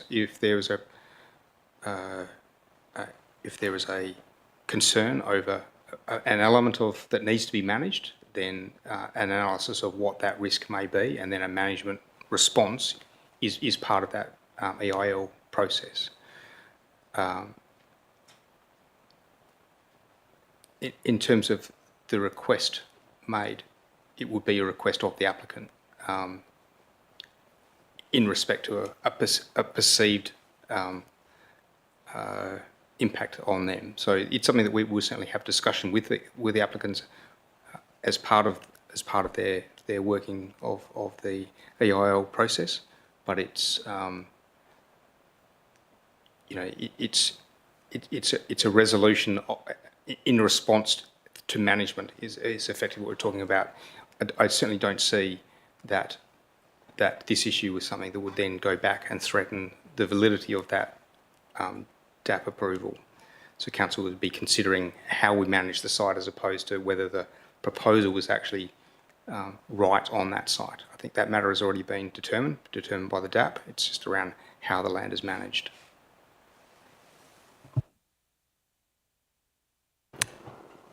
Thanks for that input. Look, I think the main thing that we've probably got controlled under the DAP is the management of the dust control that fits into this, and whether it's something we can proceed on that. I'm okay with the motion, I'm just not sure. Yeah, anyway, we can let it run its course. All right, are there any further speakers to the motion? It's a question. Councillor if I may, Ferguson, Mr. question. Shire President. In the way that motion is structured, would it be preferable to, and I'll take staff advice on this through you, of course, that it be worded to the extent that council request a detailed chemical analysis identifying possible silica content? Because what we're saying is, in the way it's worded, it's a little clunky. We're saying we're looking for silica. I actually think the silica would be found as a consequence of a detailed chemical analysis. But that's just a question. And would it be better, a more effective motion, if that wording was rearranged? I see my colleague here doesn't agree with me, but nonetheless, I'm happy to take advice. And well, I think the motion already contains the words in which you're saying, being the detailed silica report and chemical analysis. By removing that, you're only then requesting the chemical analysis. no, to identify silica. This is requesting the report that may or may not exist. If it doesn't exist, we'll report back as if it doesn't exist. Just I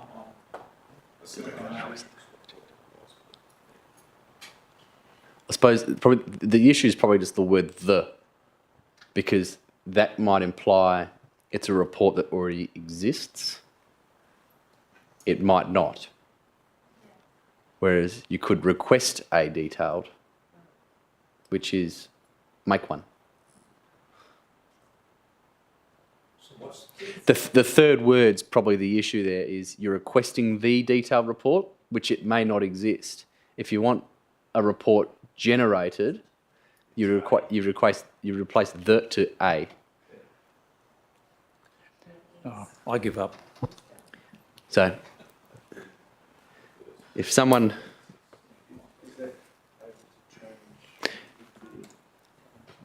No, that will need to be an amendment. No, because multiple people have spoken to it now. It'll need to be an amendment to change that word.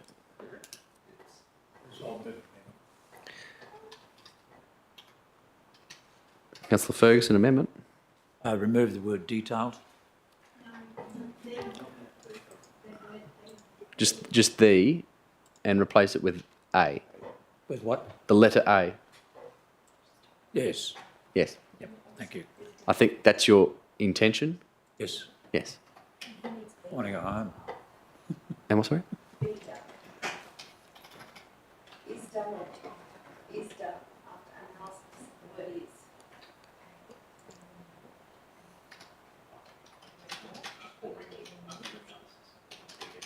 And just after analysis, put B.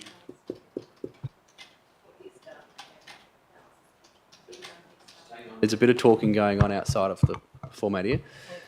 Oh, it's not just you. All right, so your amendment, councillor, is the word "the" be removed and replaced with the word "a," or the letter. and after analysis you insert the word be.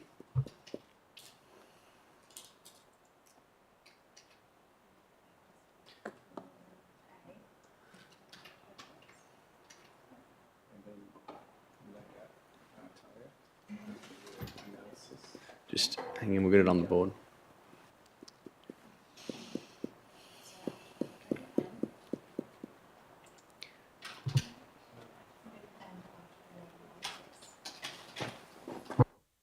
All right, is there a seconder for that amendment? Councillor Terran-Troy? Councillor Ferguson? Councillor Terran-Troy? On the amendment? Do you want to speak to the amendment, or? Are there any speakers for or against the amendment? Nothing from the mover to close? I put the amendment to the vote. Those in favour? The amendment is carried unanimously. That becomes part of the substantive motion. Are there any further speakers to that item? But we'll just allow the minute taker to catch up.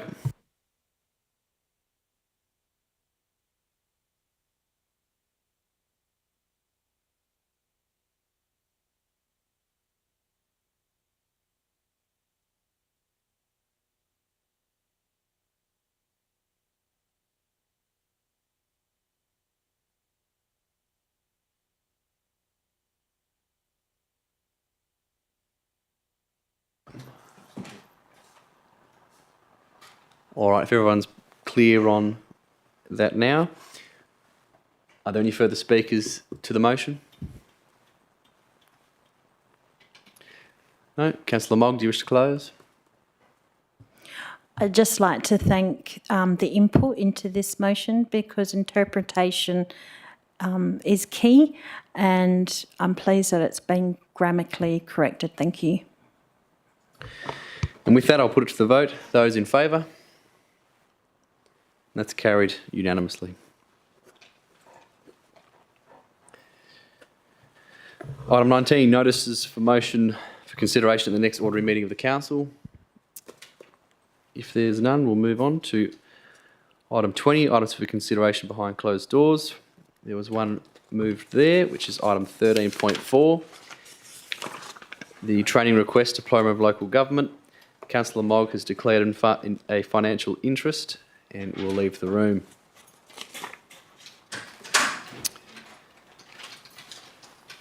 I'll move the procedural motion that the meeting be closed to...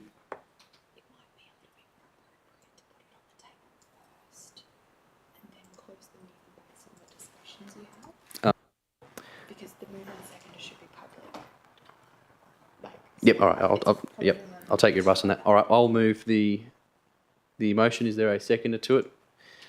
Councillor Dillon. I'll also move now the procedural motion that the meeting be closed to members of the public in accordance with the Shire of Capel Standing Orders Local Law 2016, Clause 12(1)(g) and the Local Government Act 1995, Section 5.23(e)(3), as the item relates to information about a business, professional, commercial or financial affairs of a person, whether trade secret information is held by or is about a person other than the local government. Put that to the vote. Those... Oh, sorry.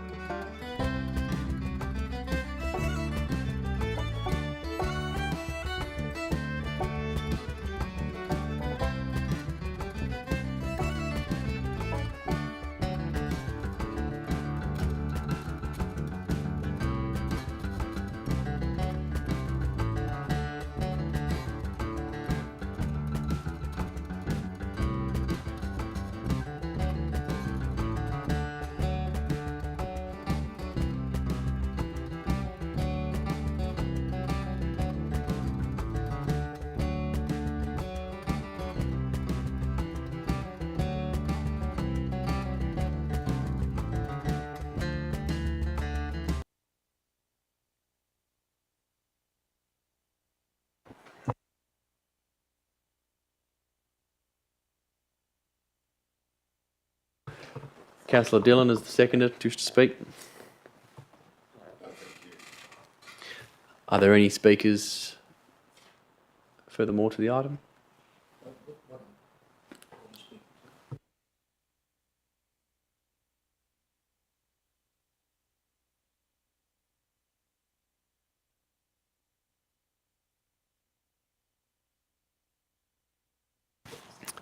All right, so if there's no further speakers, as the mover, I have nothing further to add. So with that, we'll put it to the vote. Those in favour? And those against? And that is lost unanimously.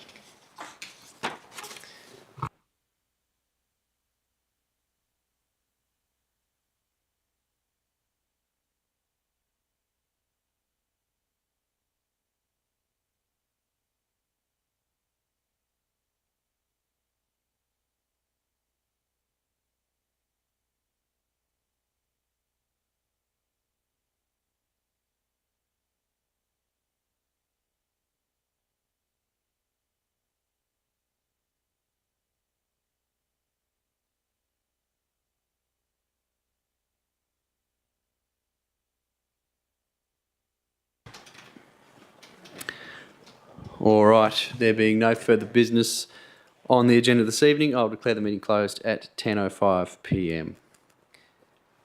Thank you very much, everyone.